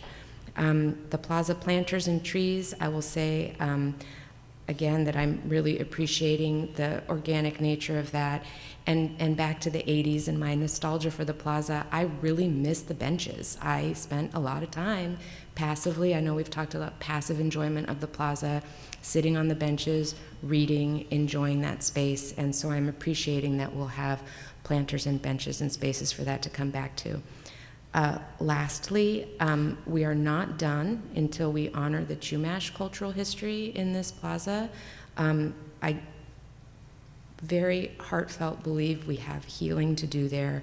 We need to also be appreciating and celebrating our arts, and those elements have not yet been integrated into the plaza as a whole, and I don't believe that this project is ready until those two elements are met. So with that, I'll conclude my comments and open it to public comment. Madam Chair? Yes, Commissioner Drury. Commissioner House and I give a little... There, on the agenda, it goes to, I apologize, Yeah. Commissioner Drury, as a Revitalization Project Advisory Committee member. You're either with us or you're against us. Yes, and whose input we've greatly valued, so please. I'll only take 15 or 20 minutes. Yeah, go ahead, make your comments, thank you. I want to show my appreciation for Leif and Brad. This has been a journey for you guys as well. The presentation, as presented, I support wholeheartedly. My dreams of turf have flown away. And the only reservation I would have would be it seems that the revitalization of the front of City Hall, the handicap elevation is a little bit cluttered. I would like to see it simplified somehow, but otherwise I find that the presentation, except for the coordinates and orientation of east and west, to be eminently supportable, and I thank you guys for everything. Thank you. Thank you, Commissioner Drury, and Commissioner Howes, please. Thank you. Well, I guess I would like to address my fellow commissioners in saying that I started getting pretty frustrated at the crossways directions that we were going. We bounced back and forth between the advisory committee and the HLC. Then I kind of I was thinking about it, and it occurred to me that we needed to clarify our respective roles, and that, as Chair Grumbine said, we are a design review committee, and we are not setting the program. And the city is the applicant, and the city is setting the program of what they would like to see in this plaza. So our role, if you'll remember, form follows function. The function part is the advisory committee. The form part is our part. And I think the decision has been made that grass is not the appropriate thing to have in the plaza. And so we need to work with what the program is and make it as beautiful and appropriate for Santa Barbara as possible. On some specific elements, I would say the arcade, when we had our last subcommittee meeting, or advisory meeting, I think there were 3 different versions that we looked at. I seem to recall there was a third one that had no center element, and it was just a more simple shed roof structure, which was my preference, because I don't want it to look like a mini-me of the City Hall. Also, this has not been discussed yet. 2 different things have not been discussed yet, but at HLC, I think we should talk about this. The entrance to the Placita from State Street right now has some massive sandstone columns, an opening in the center, and then flanking the columns is ironwork railings, or 6-foot-tall railings. And I think that should be opened up more, because right now you have a feeling of entering into something that's a little closed off, and there's kind of hiding places. And it wouldn't take much of a change to the landscaping, but it could flow more freely into the State Street. And then furthermore, in this photograph rendering that we're looking at, the parking spaces directly below the plaza there, you can see the circulation pattern would allow for those spaces in the upper right of the parking area to be pulled back away more, and it would not impact the circulation in that parking lot. And there's an opportunity there for more landscaping, because we need to create more of an edge to this plaza, and I think landscaping would be an appropriate thing to do that with. And I would support losing some other parking spaces as well. So we just have a feeling that there is a dense forest behind the arcade, and that there is no glimpsing of parking on the other side. That would be a preference. But once again, about the arcade, it's a background building. It's not a feature building, and I think it should be as subservient as possible to the overall design. I guess my last comment would be on the renovation of the Anacapa side of City Hall. I support the demonstration gardens, but I don't want them to look like an experiment, like demonstration or something. It should be beautiful landscaping that's, you know, beautifully designed, but also reflects how you can do this and be water-wise. Thank you. Thank you. And for the public, just to clarify, that Commissioner Howes and Commissioner Drury are the HLC representatives on the De La Guerra Plaza Revitalization Advisory Committee, and I apologize for overlooking that, and you are our link back and forth, so thank you. Apology accepted. Thank you. Okay. You're sitting over on that Yes. side. Yes. So now we will open to public comment, if there is any. Thank you. All right, so as I call you up, if you could come up to the podium here, and you'll have, I think we're doing 2 minutes? Yep, 2 minutes for public comment. And so let's start with Nick. I'm sorry if I mangle your name. Shifuran? You would, is there a Nick Shifuran here? We'll come, if there isn't, we'll come back to him at the end. Okay. We'll go on to Dennis Thompson.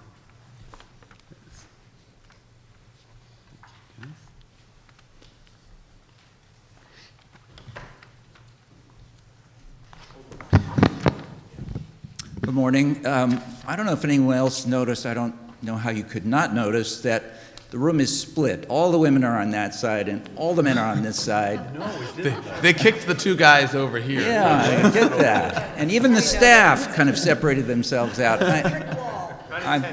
I'm sure you guys can figure out how to work well together. It sounds like you are already.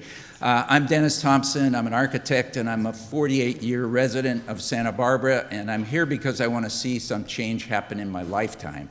I've seen a couple other passes at De La Guerra Plaza that didn't happen. Let's see if we can make this one happen. Whenever I've traveled to European and Mexican cities, I've loved being in open spaces and plazas. And that's why I've seen the potential for De La Guerra Plaza to be our functional heart of the city.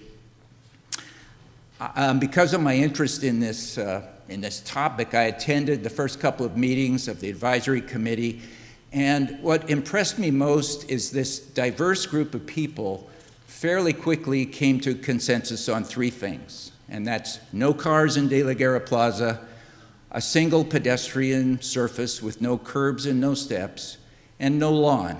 Those were the guiding principles that led to this design. As Tim said, I think that lawns were a British invention that were brought to California by Yankees, and they really don't have any place in a traditional Hispanic plaza. So the advisory committee went on to design many more pieces of the plaza, and I think those are all subject for discussion. Personally, I think the bubbler is important because until there are restaurants surrounding a plaza, there's not a lot of reason to go there. And I think one of the features that the community spoke about was families wanted to come and bring their children and watch them play. And without some kind of focused feature like that, I don't think we're going to have enough people there to make it as lively as we want it to be. So finally, I'd urge the Historic Landmarks Commission to stick with the three fundamental features of a good plaza. Thanks. Thank you. All right. On to John Kelly.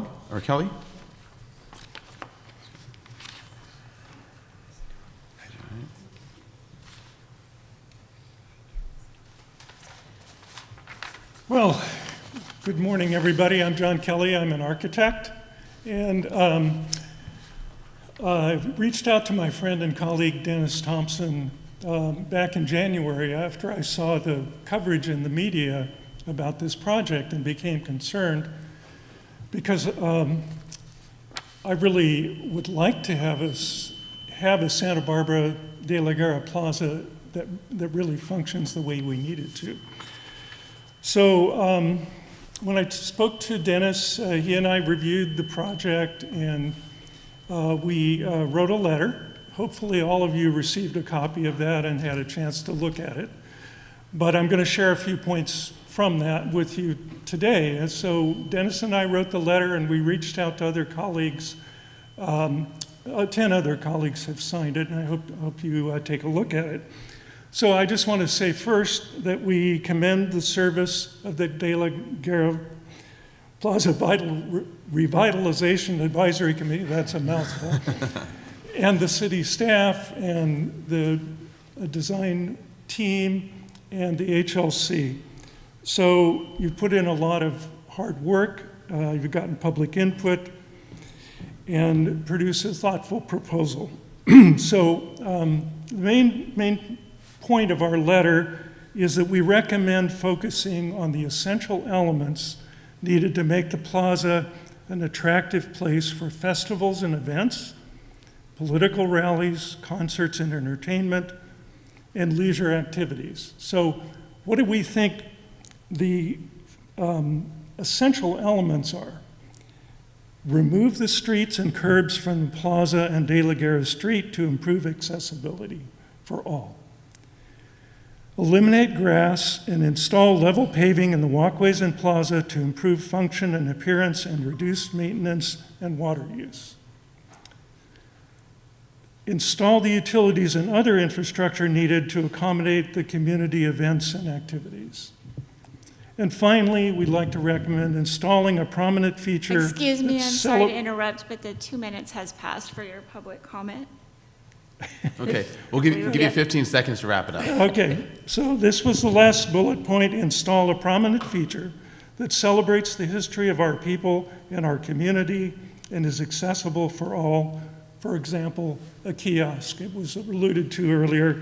And I just want to say, De La Guerra Plaza, let's revitalize it now. Thank you very much. Thank you. All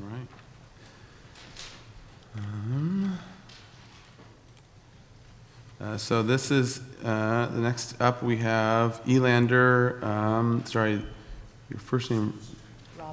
Robin. Sorry, Robin. The O and the B were looked together, and I was trying to figure out what letter it was. No worries. Commissioners, staff, my name's Robin Elander, and I'm the Executive Director for the Downtown Organization of Santa Barbara, a nonprofit organization that manages the Old Town and Downtown Business Improvement Districts for the last 50 years. The Downtown Organization supports and promotes about 1,400 businesses in the downtown core, as well as plans quite a number of activities downtown, and we're excited about the possibility of planning events in this new plaza. I'm personally very excited about how this project has potential to enliven the plaza. I do have some comments for your consideration. Does the plaza have, I know you can't answer me, but I will just share some of these. Does the plaza have ample electricity for events in many different places? There's a need for regular planned activity. So making the space inexpensive to rent or reserve for different organizations is also important. How wide is the opening of the arcade? Can you see the bands from all of the different directions? Where does the audience sit? Are they on the water feature? And can that be, so sorry about this. Can maybe I just shout over here? Get closer to the mic. Okay, sorry about that, Carrie. The Civic Plaza will need to be staffed. It really is a space that is going to need to have ample activity there.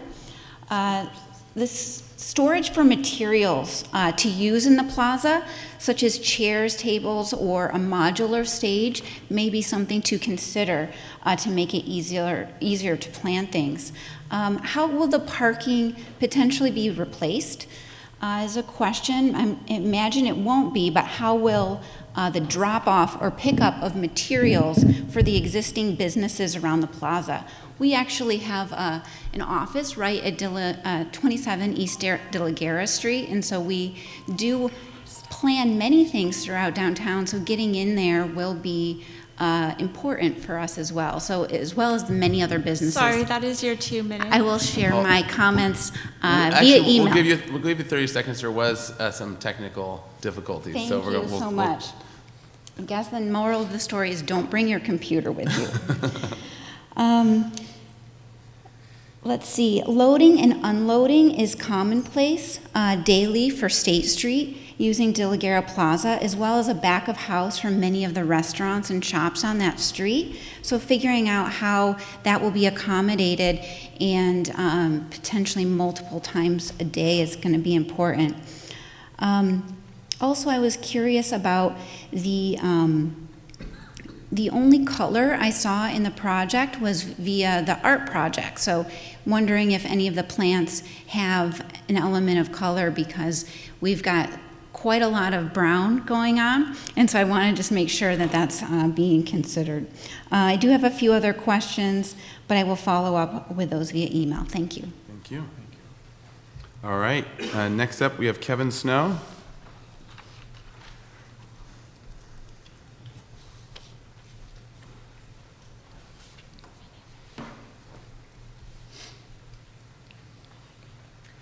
Good morning, everybody. My name's Kevin Snow, and I've been a resident here for some close to 50 years. And I think my concern, while I appreciate all the effort, the concern, the history, and the interest and difficulty in trying to reach a consensus on what to do with De La Guerra Plaza, my main concern is with the heat sink aspect of using concrete or brick in that space and that amount of space over time,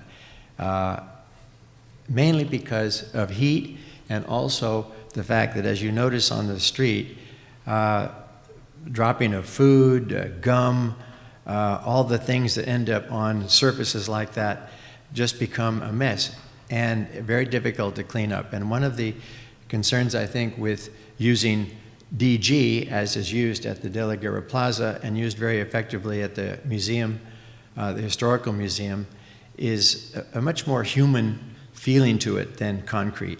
And I'm not sure what the degree to which that's already been studied, but I just think from a human perspective and the fact that you have this natural material that can be swept easily, cleaned up, doesn't show gum, grease, food, and leftovers, would be an addition.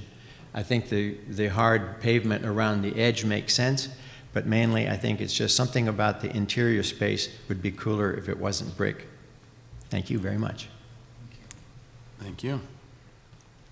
All right, and then we'll try one last time for Nick Schifonen. Nope. No Nick. All right. In that case, anyone else for public comment before we close public comment? All right, then we'll close public comment. Excuse me, Chair Grumbine, I just wanted to acknowledge that we did receive 23 letters of written correspondence. Thank you. Good point, thank you. All right, and now we'll close public comment. So now the next item is questions and comments from HLC regarding revised plans. So first I wanted to start with a quick little comment that even though I said last HLC meeting we wouldn't be reviewing plans, I wasn't lying at the time. I didn't know we'd be reviewing plans, so just for any commissioners feeling a little bit surprised by it.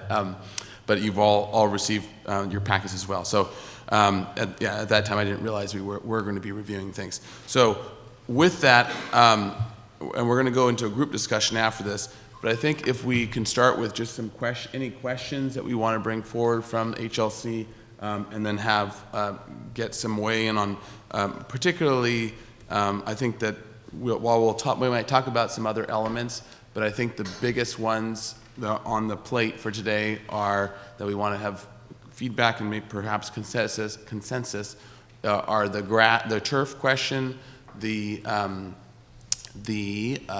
stage question, the restrooms question, or question design, the front of the City Hall design, and then if we can also have comments in that on paving and those as well. Water feature. Oh, and the water feature, that's right. So those are the ones we want to really focus the most on. I think there has been, as we all know, there has been a lot of development, a lot of time, and a lot of good consensus on a number of items. So, all right, with that, let's start with questions. Any questions from the commissioners? Going once, all right. Mr. Chair. Yes. I have a question of the applicant. I see, if I look closely, I think I see bollards on the Anacapa Street frontage to the De La Guerra Street parking. How is that parking going to be accessible if bollards are in fact there? Yes, and if you could go to the rendering while we talk about this, so the bollards, I think, is what the hitching post bollards there. No, I'm talking right at the street frontage of. Oh yeah, okay. You have to go to there's the another plan one. probably and look at it. You go. There. I mean, on the far right, you can see those bollards. How are they going to function to allow anybody to get into that parking area? Yeah, Commissioner Lendick, those are retractable bollards, and they're just shown in that rendering to show that they're going to be there, but during normal business hours, those would be retracted into the ground. Thank you. So, Okay. yes. Once you can check I out have one anytime you more like, and question. never leave. I know the first slide we saw was explaining to us how lawn is not allowed for a lot of reasons, water. And the definition or the term that surrounded lawn was decorative turf. Would you describe the utilitarian aspect of turf in Guerra Plaza as decorative as opposed to functioning as part of the operation of the plaza, like a baseball field or whatever? I mean, how do we call it decorative turf when it's really an integral part of the functioning of the plaza? Commissioner Lendick, again, good question. The term really is about whether it is used for recreation, like sports. So the decorative part is if it's not used for sports facilities, it's considered decorative. Thank you. Other questions? Yes, Mr. Chair. Yes. First, I have to apologize for my voice. I had throat surgery last week. But I have several questions about infrastructure. Currently, there's, I believe it's a utility cabinet in the middle of the plaza. Where does that cabinet go? Okay, if we can first identify which. In the present plaza, in the middle. Oh, gotcha. Okay, got it. Where does that go? Yeah, currently it's right here. It looks like a little circus tent. Yeah. Yeah. That would be relocated. A new transformer pedestal would be mounted sort of, we use the arcade as a screen, so it could be mounted on the back of that, facing the parking lot. Okay. Can I? Yeah, sure. If I may, downtown organization, Robin asked about utilities and electricity. I've checked with Edison. We can have an 800 amp panel available for the facility, for the entire facility. And that's where that would go on the back of the arcade. Okay. And a question also, has a digital infrastructure for the plaza been discussed? For example, the ability for holographic projections or enough internet service so that 500 people in that plaza for an event could access their cell phones and have them work. What proposal or plans have been made for the digital infrastructure? Again, great question. I've worked with IT, and we are planning for Wi-Fi throughout this facility. We'll probably need to expand on what you're asking for as we get more into where those utilities would be located, where the point of entry for the plaza would be for whether it be fiber or whether it be internet access for those that are going to be plugging in for their event or what have you. But in terms of the 500 people looking at their phones, we're planning on a very robust Wi-Fi system. Okay. Just like the library. I'm sorry, just kidding. We had internet problems earlier this meeting, that's why. Okay, so any other questions from any of the commissioners? Mr. Chair? Yes. So about the arcade, I know this is a significant reduction in size since the previous design. I noticed, and it appears in this illustration, it looks like there's access, if we're facing the arcade, to the left side from the plaza. Is that correct? And then on the right, the far right of the arcade, I'm not clear as to, is that another access point, or will that be, what will that be? And then the final question about the arcade is, I think the Arts Commission or somebody looked at it. It's gotten smaller, so I'm starting to question the practicality and the usability of it. Just if it's now, is it significantly of size to actually make it useful for its intent? Okay, let me try to take those one at a time. I might pull back here to one of the other views. Yeah. So I think your question was, is there access here? Right. That's correct. There's also, there would also be access into the center through here from the parking lot, and then around, there's an existing path that we would pick up sort of around here back in.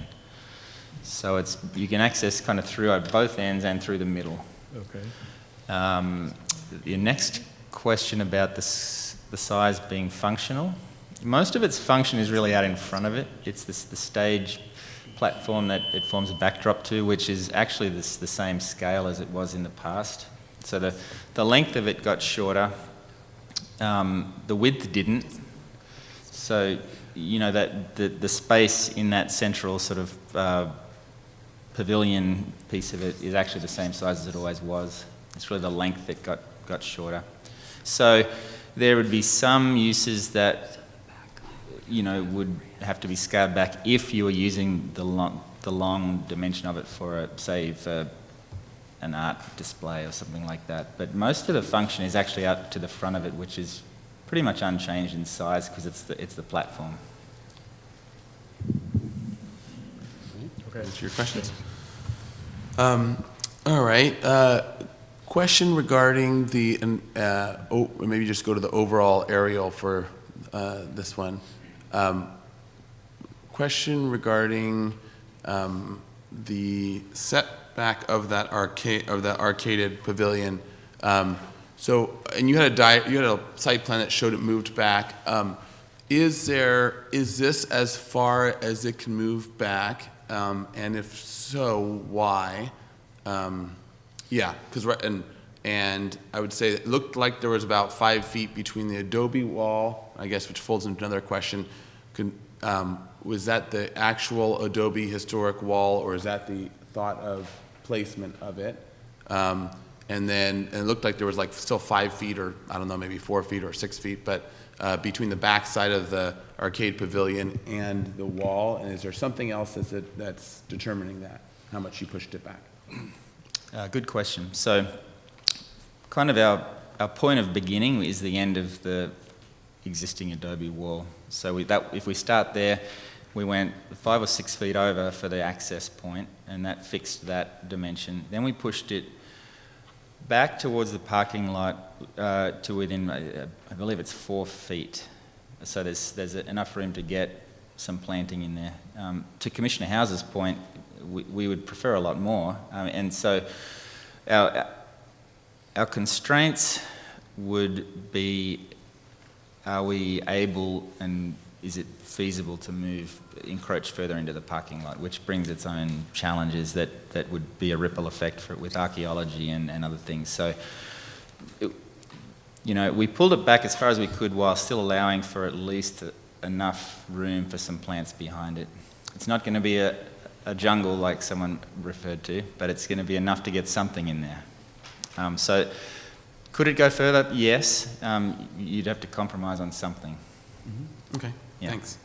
And then we can see on this one as well, but estimate the square foot, or maybe you'll know it off the top, but of the square footage of the grass that's either there right now, or from this shot is so probably fairly close, but from this shot is the lighter beige. So how much grass are we talking about here? You put him on the spot? Yeah, approximately. I did a quick little looking at parking spaces and cross-multiplied it, and it looked like around 20,000 square feet or so, plus or minus. Perhaps. Okay. I don't know, because I'd for sure guess wrong and I'd look like an idiot. But it's approximately that beige area, probably a little tighter than that. Mm-hmm. Yeah, but I could easily get back to you. Okay. All right. Thanks, Commissioner Lenvik. While we're on this, another question. The courtyard of the Casa is DG.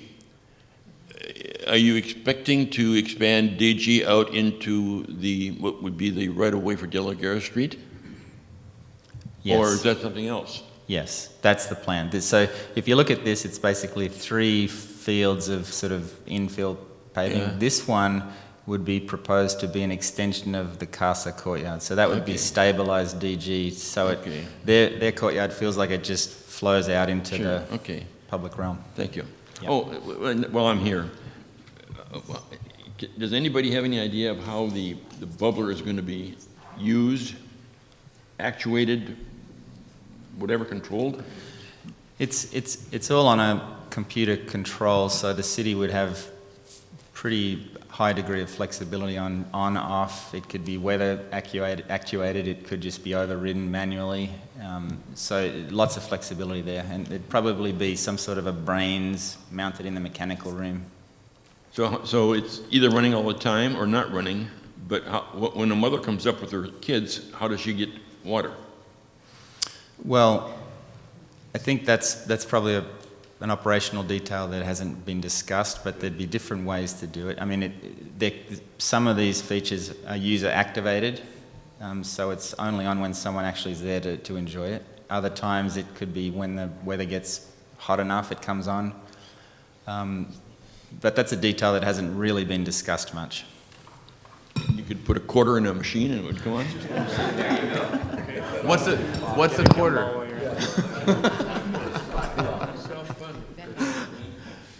All right. Mr. Chair. Other questions? Yes, Commissioner Drew. In that slide there, 19, I think it's unfortunate that you have those festival tents in the presentation. I don't think that they're necessary. I would hope there would not ever be a permanent feature, but only on special occasions. Those are built of concrete. No, I didn't know what they were at first. That's, anyway, thank you. No, they would be just pop up for a festival. Just that we reached out. You know, we engaged with Old Spanish Days throughout the process, and they took a look at some earlier iterations, and they said, yeah, this would function for our event. And we thought, well, if it functions for them, probably you could extrapolate that to other events. And this just shows how they may configure their tents, but they're just canvas pop-up tents. All right. Any other questions? Mr. Chair. Oh, yes. So regarding the concrete, that's an enormous square footage area to pour and maintain, and the previous comment was about the heat issue. What, if any, other materials might have been considered for that largest space? Thanks for the question, Commissioner Butler. I had an excellent meeting earlier this week with Mike Harrington down at Stoneyard to explore just that. And there are a lot of resources that we will be bringing back to the subcommittee. We may actually take a field trip down and talk through those issues, because there are stones that are more easily manipulated than I was aware of. And it may be a better product, and it may be cost prohibitive. We just need to figure that out, but we are acutely aware of the materials and the ramifications of those materials. Whatever's on the surface, though, you know, because there's no percolation in this entire plaza, it's all basically adobe clay. There's no permeability. So anything that we do is going to need to be stable for vehicles. So we'll need to pour concrete with rebar, we'll need to have a wet set, and if we're using stone, that's on top. Otherwise, it's colored concrete. So we're still working through it because there are other options. But your point is well made. All right. Any other questions? Okay. All right. Well, if not, then let's go into, and for the sake of making sure this meeting ends at some point today, let's go into our comments. And I would ask the commissioners, maybe let's just start off with getting the pulse of everyone in terms of the key topics that we talked about. So the arcade, the turf, the end up being some of their feelings of materials, but the front of the city hall, and what was the other one? Restrooms, yeah. So why don't we, who wants to start? Who wants to kick us off? Water feature. I don't know. Oh, water feature. I keep forgetting the water feature. I don't know if you just want to go down the table and. Yeah, sure. Let's get thoughts out on the table right now, and then we can, and then open it up and have more of a discussion after. Thank you, Mr. Chair. I just want to add my voice to all of the accolades of obviously a great deal of work to get us all to this point, and so I appreciate that work. Overall, I think this iteration of the project is supportable.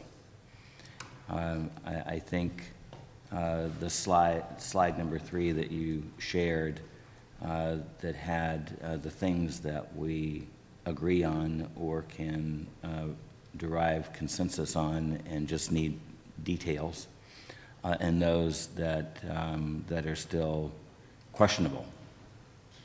So I'm only going to focus on the questionable side since we already agree on the other side. And I'll start with the arcade.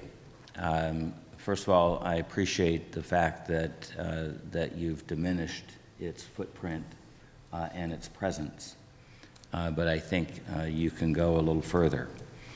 And since there was an adobe that sat on that general spot for quite a while, I think the architecture should express an adobe. It should echo back to the history that it's taking up as a way to tie us back. Hold on 1 second. Sorry, we gotta stay on one conversation. Is there a sidebar going on? It was way more interesting too. So. Oh well then speak in the microphone so we can all hear. Sorry, go ahead, continue. So if that nice little building brought back or brought forward the history that it's sitting on, I think that would be nice. On surfaces and materials and finishes, I'm sure that we will get into some discussion about the nuances of all of that, I am sure. But I like the general direction that you're taking the palette.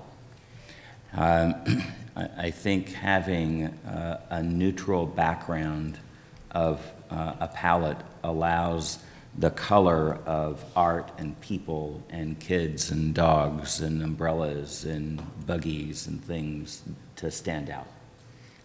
And so I like that. I don't have any issues with the restroom facility. You know, we got to have a restroom. It's got to be there. I think you've hit that little structure right on the nail. I've been back and forth on this water feature, and it's unfortunate that when it was first presented, it was presented as a huge bubbling thing that you might find, you know, in the middle of a plaza in New York or something. I don't know. I'm much more settled about the notion that it basically is a pattern on the plaza that just happens to have water associated to it. And whether the water is activated because a 5-year-old came up and pushed a button and made it happen, or there's some other logistical thing that the city manages, I think is a detail that others can worry about.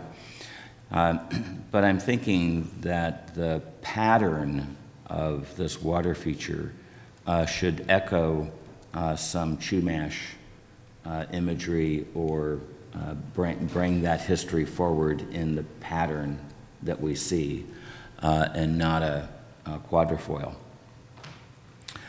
On the lawn, again, like the water feature, I kind of go back and forth, and certainly appreciate Post and Hazeltine's analysis of how we got to lawns. I love an English garden, and of course it has a lawn. This is not an English garden. It's a Spanish, well, it's not even Spanish. We're pretending that it's Spanish courtyard, plaza, that we would run into in a Spanish town. And so it should have that flavor. So I'm sad that we'll lose some decorative turf, but understand in the broader context of what we're trying to achieve, that particular element does not fit.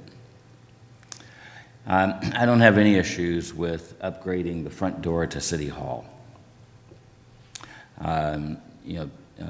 We all go in the back door, but there's a lovely front door. And to have a nice plaza there where the politicians can gather and think themselves in front of the cameras is probably a nice thing to have. Surrounded by, no offense meant. Yeah, actually there was. But we all know that that happens. But surrounding it by demonstration gardens and plantings, I think is a good idea. I like that idea. It makes it friendly. As long as it doesn't look like it's a demonstration, it would be cool. So I don't have any problem with that. And I certainly appreciate bringing the level of the vehicular and pedestrian ways up to the same elevation as the rest of it, so that, you know, us with no mobility issues can get around, and our citizens who do have mobility issues can get around, and we all would enjoy a nice courtyard like that. Those are my initial comments, but I think overall the project as you've done it is supportable. All right. Commissioner Uli, may I ask you a follow-up question, just for the Sure. sake of design input? I'm not sure I understood about, for the arcade, I just want to clarify. Are you suggesting that it doesn't have a top on it and has more of the adobe feel, or it still has the arches, or if you could maybe give a little bit more clarification? Thank you. Yes. When we heard about the lawn, and I don't know what slide it's on, but if you could find that slide of the historic lawn. Yes, I'll get to it in a moment. Yeah, thank you. There you go. So we're looking in the direction of where that arcade would be. And that nice, simple, looks like a front of an adobe with some rafter tails sticking out and a little piece of shed tile on it. It should just be that quiet and that subtle, and not be, you know, even a mini-me is a grand statement of something. And it should just simply kind of disappear in the landscaping. I like the idea of its ability to enclose the courtyard and the plaza, but it shouldn't be a structure. It should just be a remnant of an adobe. Thank you so much, and that's clear to our design team with those comments. Okay.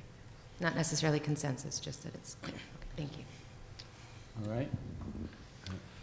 Let me start with that last comment. I would agree. I had some concerns about the practical utility of the arcade as it gets distanced and moved back. So even the arches, the use of arches, et cetera, I think what was just suggested would be a stronger approach to the arcade. Regarding turf, et cetera, so I've come to the conclusion that we're creating a standing plaza, because in most instances, what's going to be required with the hard surface is that the users stand, or in an event, chairs or seating or some other sort of situation be allowed for actually sitting, because I don't perceive that with this hardscape that it's going to be an opportunity for people to spread out blankets and all that sort of thing. So it really has become sort of a standing plaza. That's not a criticism, that's just sort of the reality, or maybe the consequence of that, so regarding the turf. Regarding the restrooms, great, let's have restrooms, no change there. I thought, again, the City Hall concept, very strong. I would agree it's pretty obscured, and it really fins off visits from the front side today, so I think that's fine. The water feature or the bubbler, I still question how that's going to work, the practical utility of that, the maintenance, and maybe even the liability around that. So I still have some questions as we proceed with that. I don't perceive it as a strong feature as perhaps some of my colleagues have. And I would agree, I think this is a significant opportunity to promote and advocate for our history, our culture, et cetera. that's part of the plaza would be better served or more strongly served in that role. Okay? All right. Commissioner Drury? Yes, I guess I have an orientation question again. Is that view not looking west? Or are we looking toward where the News Press building is? Because, It's more east. That's east. where's the News Press building? To the right, that, you see the corner of of it. Before the tower. Okay, thank you. Oh, you're right. So I'll just make this brief. I'm on board with the presentation. And I think that the only thing I would throw in, I hope it's not a monkey wrench in the surfacing, but I think it was Mr. Snow, you suggested decomposed granite as an extension, not only of the De La Guerra adobe across the street, but then it might be an explorational thing to see if there's any homogeneity. Is that a word? Yes. Thank you. It's close enough to one. We Good, can go. good. All right. Vice Chair House? Well, I think the only thing that I didn't really weigh in on before was the water feature. And I've said many times I feel strongly that that's not the right location for it, because I don't feel that it's a focal point, because it's just basically a flat plane except when water is bubbling up from it. I see part of the purpose of this revitalization is setting a stage for future development of restaurant usage, where there are currently restaurants that have the back patios, but they don't really look like a fully functional dining space. And so I think that it should be more centered on that. There's a band of brick between two of those crosshatched areas, which I think just kind of arbitrarily divides them. So, you know, these are details that need to be worked out, but largely I want to say that I don't really support the location of that. And I also wanted to reiterate a comment that Mr. Hess made at one of our paving materials subcommittee meetings, that this is not a 10-year plan that we might redo again in 10 years. This is the 100-year plan, and I really appreciated that viewpoint, that we need to have an eye towards longevity with our choice of materials and the design. Okay. Thank you. All right, Commissioner Lambic. Could we bring the view of the arcade up again on the screen? I have a lot of comments, but I realize we're running out of time as well, so I'm going to limit my comments a couple areas. I think this structure does not fulfill the program needs that were expressed. Number one, an arcade is a protective element when you're traveling between several locations, right and left, north, south, whatever. This thing is small. It is almost a mockery of what an arcade should be. And I'm all for the raised platform, for the space where people can get up and speak or entertain from, but I think that it should be a different kind of structure than what we see right now. That arcade is an insult to the term arcade, in my opinion. So I really cannot support that design, but I certainly support the program needs and goals for what should be occurring there. But we need a better design. We need a much better design than that. I am very, very leery of hard surface paving in the plaza. When I see how filthy the sidewalks are on State Street and the side streets off State Street, I can't imagine that it is going to be anything other than a mess and very difficult to keep clean on a long-term basis. I think the decomposed granite would be a great surface in there, as someone suggested. You can still have the banding and the edges, whatever, but the great field of the area, I think, should be something which can be cleaned easily. Otherwise, it's going to be uncomfortable, unsightly, and so on and so forth. Thank you. All right. Commissioner Gordon. Okay, thank you.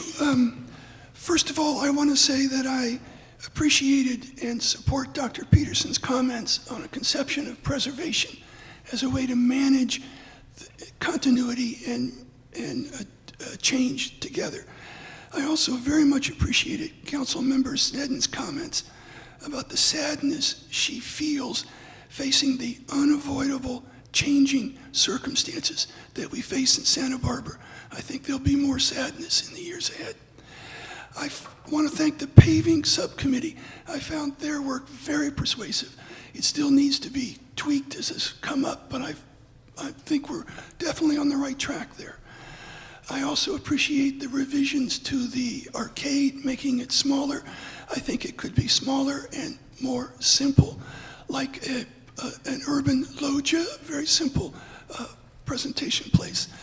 I am generally supportive of the rest of the direction of this in terms of the hard surface, the city hall front, the restrooms, and I am reluctantly coming around to the water feature. So I found much of what was presented here supportable, with a few tweaks left.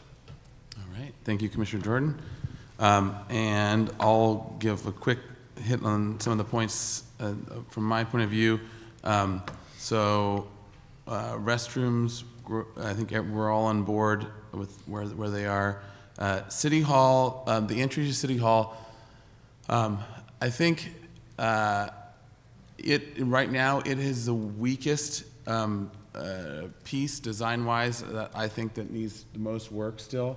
I don't think it knows what it is. And I think that maybe that needs to be the beginning of, or not, but I think it needs to figure out what its role is to that street. And it's difficult because the City Hall fronts two major things, and in fact the front entrance fronts the minor, right? Because the plaza is the major. So it has that design challenge because it's facing two different ways. But I think the entry to the front door needs to know what it is and what it's about. And I think the current design, while I totally for redoing the design of what's currently there, I think the current design isn't there yet. I think the idea of the demonstration garden is a good idea, but it really has to work as a main entrance, because that's also, you're taking a demonstration concept and you're trying to integrating it into front door, which is hard to do. So, but I think that can be done, but it needs more work for sure. The material palette, I think, is going for sure in the right direction. I like what some of the other comments about DG. I know that there's going to be questions of utilities and how to run things under it and all that, but I think that could be part of get worked into it as well if that's a good material. The water feature, I'm happy to say, as the father of 8 children, I was the only one that was okay with this idea of a splash pad, even though it's not historic. But I really like where it's going, where it can totally disappear. And in my mind, with working with historic structures and lighting, as a lighting example, I think one way is to work with historic lighting designs. The other way is to kind of hide the lighting so it goes away. And that same concept with the fountain, I think, works well. If the pattern works really well as an art piece and as what your goal is in the paving, then it could be off most of the time and not be any harm to anyone. And then when it is on, it's very minimal. So I think that's supportable. The arcade pavilion, I'll just piggyback onto the comments. I think where Commissioner Lenvik and Commissioner Uli, I think as well, were kind of hinting at, where it was that it's the expression of the arcade, we're calling it, but really it's the pavilion. The expression of that pavilion isn't there yet, and it's trying to find its place, and maybe looking at and seeing a historic photo of the Harmer Adobe, maybe looking at that and trying to get inspired in some way of that language in a simpler manner might be a better way of doing it. I think it's getting to the right location. If there is a way, the question of the location I had was the sort of the top right corner of that pavilion is still sticking out a little bit in plan past City Hall, and we don't have a view of it to see that yeah. And you really pulled it back, and it's really almost there, I think. But that in this case, left side, if it tucks a little bit more so that it's not, when you're on City Hall steps looking across, it's not poking its corner out and blocking your view a little bit. that little bit more of a tweak might be good for it. And it looks like you have some space with adobe wall. And I think you'll probably, I'm going to speak for all fellow commissioners, but they'll probably have support from this side for losing a little parking if that's the case, for getting a little bit better planter or something on the backside if you're having trouble there. So I don't know. I know that you have to deal with a lot of other opinions, but from this side, I think getting the plaza and pulling that little building back might be a better solution. And then finally, I saved the best for last, the grass turf question. Okay, so I'm going to argue both ways for a second because I think there are good arguments both ways. So on the one hand, I think as a proper historic Spanish plaza, and that goes Italian as well, and almost in all Europe, you're going to pure hardscape. It actually makes total sense. That's proper for the plaza. However, on the other hand, you look at Santa Barbara's integration of the English, the Spanish, the Italian, the Mediterranean of all sorts, and you find a more sort of complex history of plazas, including the one in El Paseo with a little bit of grass in the middle, as well as what was in a plaza in, I think, San Miguel, or the Miguel, what is the building right across from La Arcada. Anyways, the little plaza back there used to have grass in the middle of it, and then it got removed eventually and changed. So that is to say, I think that our plazas actually can have either or. This one happened to have grass put in. I think there's probably a very good argument that we'll read in the historic report that argues that it's not the end of the world to change that at all for a historic resource, and it probably was a default cheap solution that it's also nice to be on. So I could be supportive of the grass. And I also think that even though the list that was given this is all the city ordinances and where it's going, I think, and that makes total sense as general rules for the city, I think the very few places that should be allowed to break those rules are in the most public and for the people. And so I think in our most celebrated special spots, it does make sense to frugally use 20,000 square feet or whatever it is, 15,000 square feet of grass if it's for the public good and use. So I think this is the one of the very few spots that I would argue actually makes sense for grass, but at the same time, I don't think it's going to tear out the historic nature of the resource. So with all that, I could be supportive of either way as long as I am worried about the heat sink aspect. So those are all my thoughts on it. So I think our next step was to go to, I'm happy to summarize some of the comments later, but if it wants to go anywhere, but our group. Commissioner Grumbach, yeah. Could I ask if we're dwindling over here, if we have any clarifying questions or comments from the advisory committee that we might ask for more input on, if there's any? None, and I have other general questions too, and then Commissioner. Yeah, the advisory committee saw a lighting presentation that I don't think HLC has seen. So, and it's some of the comments, and I think even about the water feature and how the lighting was done, I think it might be appropriate at some point for them to get a presentation on lighting because there was some element of it, as I recall, we saw it quite a while ago, but that involved the water feature and was it a disco ball? Yes, that was a prominent feature. Go ahead. Yes. So Ann Kale has done a revised lighting plan based on this new layout, but because we didn't have consensus on where we were going today, I think the next step is to then bring out that revised lighting plan, which will then, pun intended this time, illuminate what she's trying to accomplish. Okay, thank you. And my other just question, comment, Robin Elander was talking about color in the plaza, and I don't think it's not necessarily in our purview, it's in HLC's, but I think your concept was to have the seating elements in the tree wells actually have color around them. Is that correct? That's right. You know, you can see in some of the renderings that the raised planters are shown to have tile facing. Right. As an opportunity to bring in some colour. And then the furnishings and whatever the art components would bring in colour as well. You can see there's a little sample on the ground there. That it's a little chip of mosaic tile laid in concrete, so you can touch and feel it. So that would be the ways that we would bring colour in. But the sort of the subdued palette that you see in front of you was very deliberate to just set a neutral sort of background for the rest of the plaza to sing on top of. Great. Thank you so much. Do you want to comment on the arcade at all? I'm Councilmember Snedden, or Chair Snedden, just asked me if I wanted to comment on the arcade.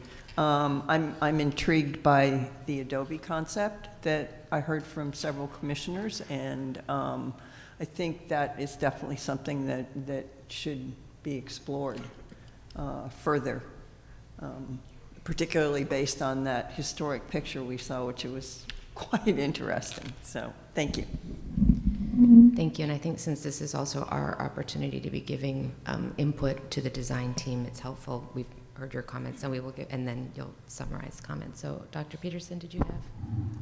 Yeah, I was intrigued by the Harmer Adobe idea as well, but I guess I have a question for our historical consultants post-Hazeltine.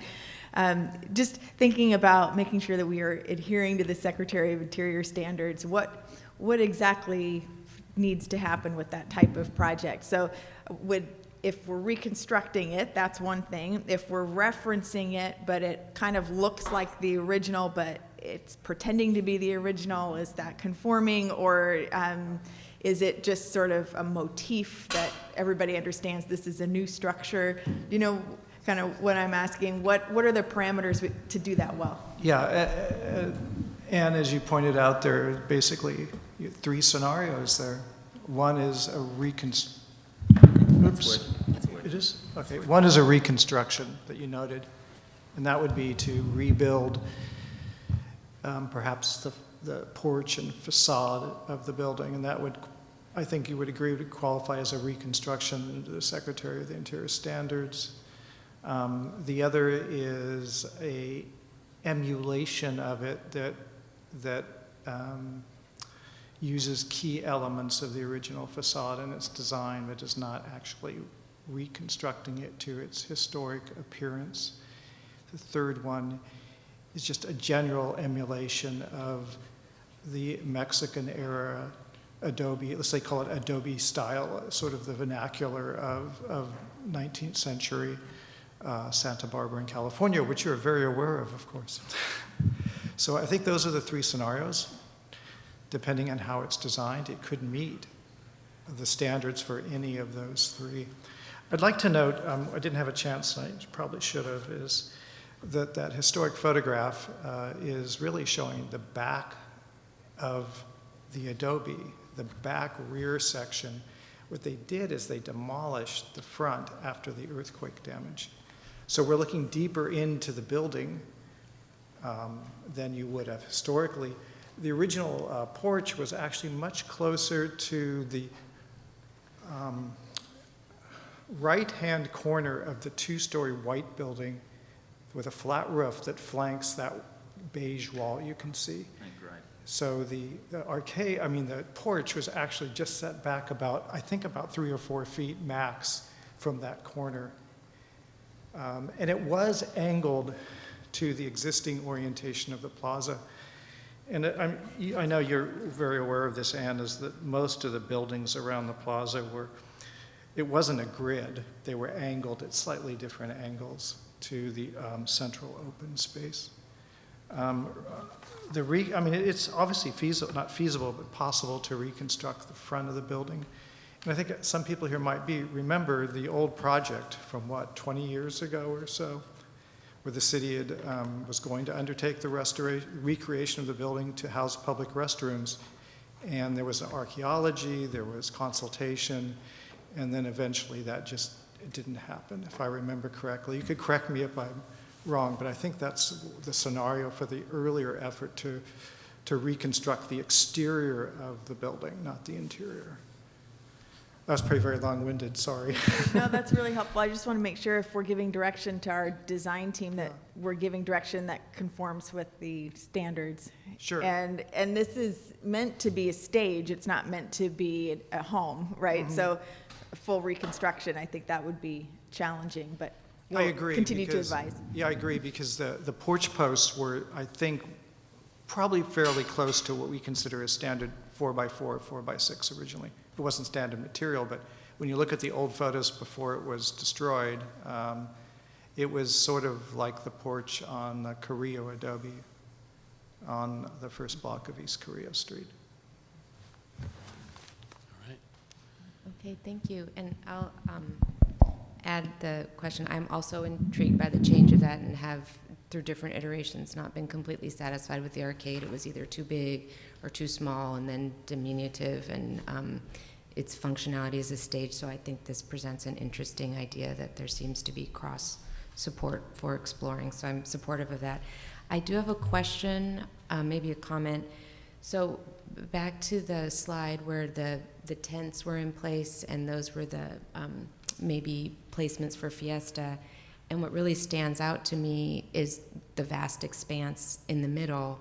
And if we're talking about different materials that have to do with maybe decomposed granite or changing, and if the pattern of those materials isn't so focal, then I'm wondering why we wouldn't have trees or something else central in the plaza for a cooling effect. I am concerned about this sort of heat island, and I don't know if that would even conform with historic sensibilities or not. But I think one of the reasons we wanted to keep that open was for design elements with patterns, but then also to accommodate Fiesta and other celebrations. So that's something I'm not decided on, but I'm wondering if we might consider what the center part of that plaza might be if it's not patterned materials. Nothing decided on that, just a comment on that. Okay, thank you. I'd like to hand it back over. Sort of to that, well, sort of to continue that question or that line of questioning, and I think this ties to a lot of, while this, I mean, this has been a long process, and I'm sure, especially for the applicant, it definitely is, it is, you know, tweaking and getting better, but it's part of the challenge is, it's not as simple as, well, in this case, the design of this plaza especially is not as simple as, well, we'll just do one material or another material, but the materials actually imply patterning and apply organization of space in and of themselves. So if you have grass, or if you do this little great lawn idea, there's one thing. If you have paving patterns of different types, you're also implying certain connections. So like the street in Spain and that sort of cobbly stone pattern and how that's going to come out and form versus more organized regular geometries and also locations of water features and things like that. So it is part of the challenge, the very difficult design challenge to try to have all these components, and a material change sometimes actually means a pattern or a layout change as well. So I'm more highlighting just the difficulty of the design challenge than anything else, but I'm also want to be encouraging to the applicant because I think they have come a long way and been developing a lot, trying out and developing a lot of these ideas, and more are sort of fitting into place. But I do think that even per the last comments, the question of the material and what it is and where it is does also raise the question of the trees and where they are and what they are in terms of a pattern in that. So, all right. So, all that is, well, I guess to continue the discussion, what else wants to be? I can try to summarize where I think we are on those different pieces, and then we can talk about what to do with that. If everyone does anyone want to talk more about any of these pieces? Kick them around more? Feeling comfortable? No. Okay. We get a chance more than once every 2 weeks to be mean. This is our chance. Quick. So let me summarize here. So let's start with the turf. So it seems like I was the one that was only, while other commissioners were feeling, mourning the loss of the turf, seems to be a fairly consistent consensus that we are okay with leaving the turf, assuming that the historic structures report will bear that out and we'll argue that out. We'll see that in the long term. But we're okay with leaving the turf behind and going towards a more hardscape, which is also appropriate for Spanish plazas, very appropriate material, and for the long-term use of the plaza as well and maintenance. Along that line, we are concerned with both the heat effect and potential heat effect, and also the materials. And so we know that the applicant is continuing to explore more of those, and as well the cost of them. But we're thinking of the longevity as key to this as well. So we look forward to seeing more of the materials and the development of the design based on the hardscape design. And the palette, it sounds like all the comments I've heard so far are pretty positive about this current palette they have going. So you're going in the right direction with the current palette, and an understanding that color will come with some of the elements, and doesn't have to be an extremely colorful paving pattern or hardscape pattern. The arcade pavilion, the thoughts were we appreciate the pushing it back out of the plaza more and aligning it more with the City Hall and the other buildings in the plaza, and that's going very much in the right direction. One comment was to look at pulling back I guess it would be northwest, or pushing back the northwest corner to align a little bit more with the City Hall, or as you look at the Harmer Adobe as an inspiration, and potentially as a reconstruction, but I don't think that was really floated from the commission side of things, but just as you look at it as inspiration and developing the next step for the pavilion, to also consider that in both its location and then also its simplicity as a design direction, general design direction. The water feature, it seems like all commissioners are on board with as where it's currently going in terms of a bubbler, with the pattern to continue to be designed and artwork of the pattern. A suggestion was made about looking at Chumash patterns. I would also say just maybe looking at it as a holistic, what it wants to be with the larger art program too. It might be a good idea to sort of think of the whole areas and all the different things it might be.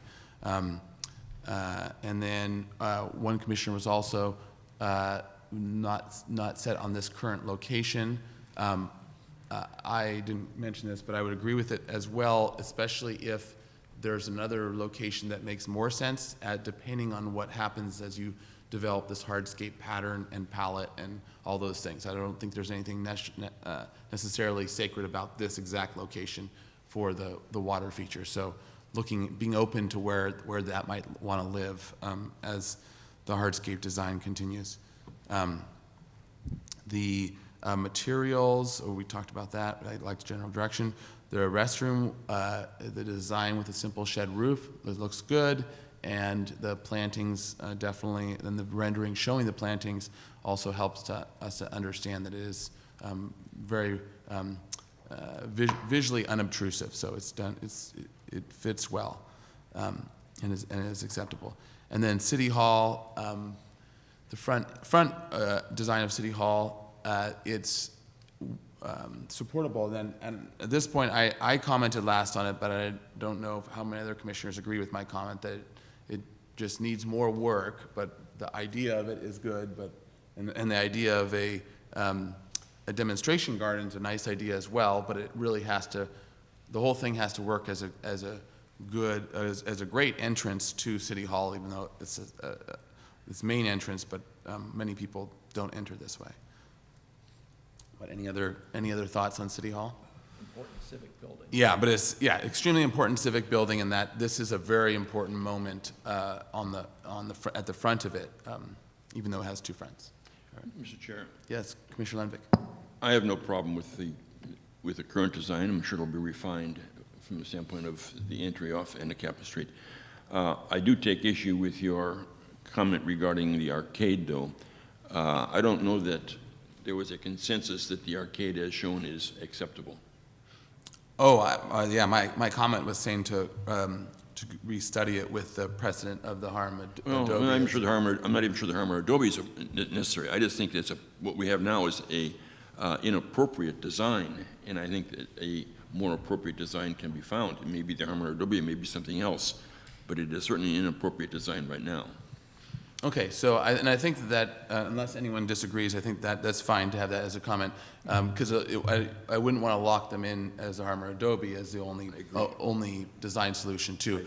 But I think the point of the arcade that you were bringing up, and I thought as well was correct, is especially if you've eliminated another series on either side, and even with those other series, it is sort of an arcade by itself alone that wants to be part of a thing as opposed to just be sort of floating. So it has design issues on that expression of it.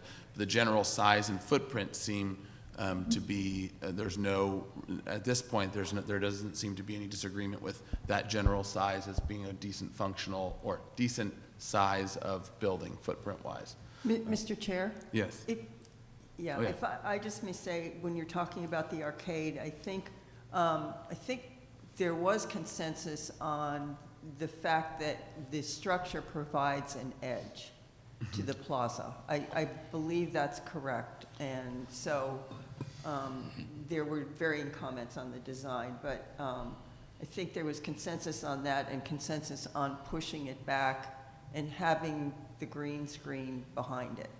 That's what I got out of your comments. I'm sorry to interrupt. That's great, and that's a good point. The green screen, I think I was missing, and and I guess and this is kind of, I think, highlights when HLC is saying one thing, what we're thinking in our design world minds is we're seeing the arches, not the size and shape of the general building, as good and acceptable, and now they've gotten it back to a place that's almost perfect in terms of reinforcing the plaza, creating that backdrop.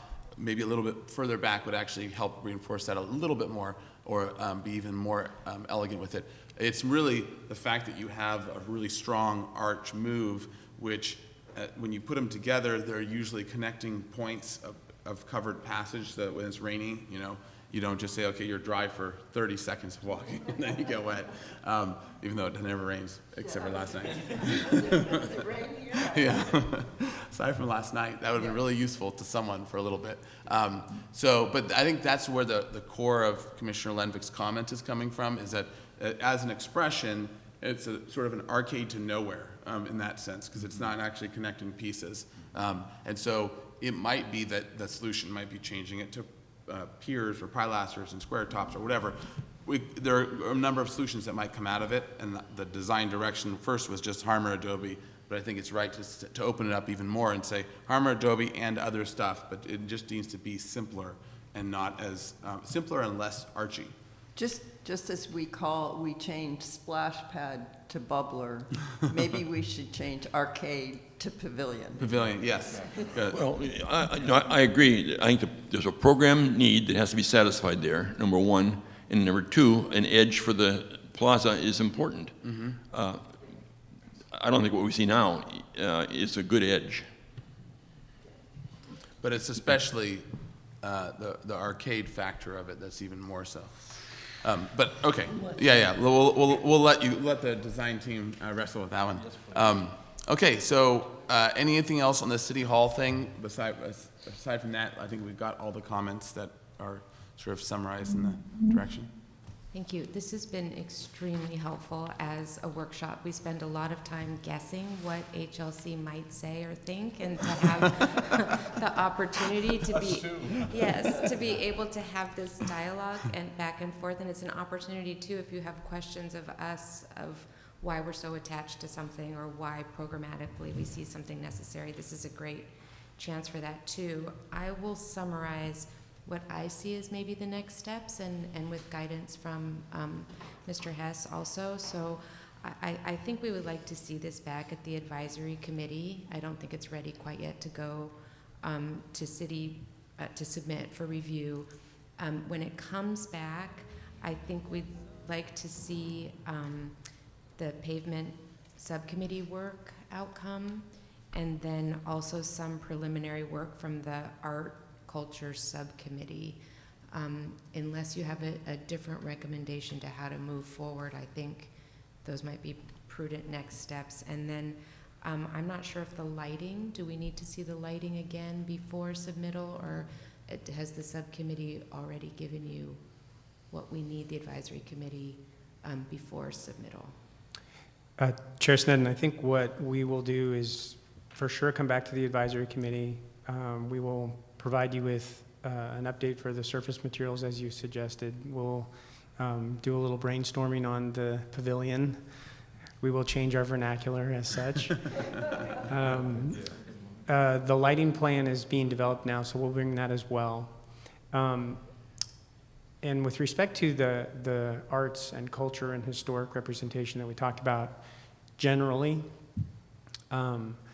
Sarah York Rubin is, I believe, still here. And so I met with the Santa Barbara Arts Advisory Committee yesterday. We will be presenting as a design team to their next meeting in May. And I'd like to solicit 2 or 3 members from their committee to help guide the arts and culture and historic materials in our space. And so I'd like to actually be so bold as to invite so that we can actually potentially meet before we have the next advisory committee. I would like to invite Commissioner Drury, Ann Peterson, and Kathy McGill to be on the subcommittee. And if you guys are... Commissioner Drury's over here. True, but if you guys are in agreement with all of that, I think it would be great. And then at the May 19th meeting with the Santa Barbara Arts and Advisory Committee, I can then solicit them, and then we will actually have a subcommittee to move forward. Of course, it will also represent there will be others in that subcommittee, not just those 5 or 6. Just that we'll be collecting people, so to speak. So the answer to your question is we will be back and we will have all of that. Thank you, and I appreciate you're always a step ahead, a few steps ahead of us, and anticipating our... Not always, but thank you. We'll talk about that after. I do want to make a request that we've talked a lot from the very beginning of this process about honoring Chumash cultural history, and I would like them, a representative, to be at the table, part of the building of that concept rather than at the tail end of it. So if absolutely, a member, yes. Thank you very much. And I appreciate also the feedback from HLC that seems to be an important element as well. Do you have what you need from us collectively? Chair Snedden and Chair Grumbine and commissioners and advisory committee members, thank you. This was fantastic, and yes, we have what we need. So, thank you. Thank you so much. And I think, is it up to Chair Grumbine to adjourn us? All right, sounds good. Meeting adjourned.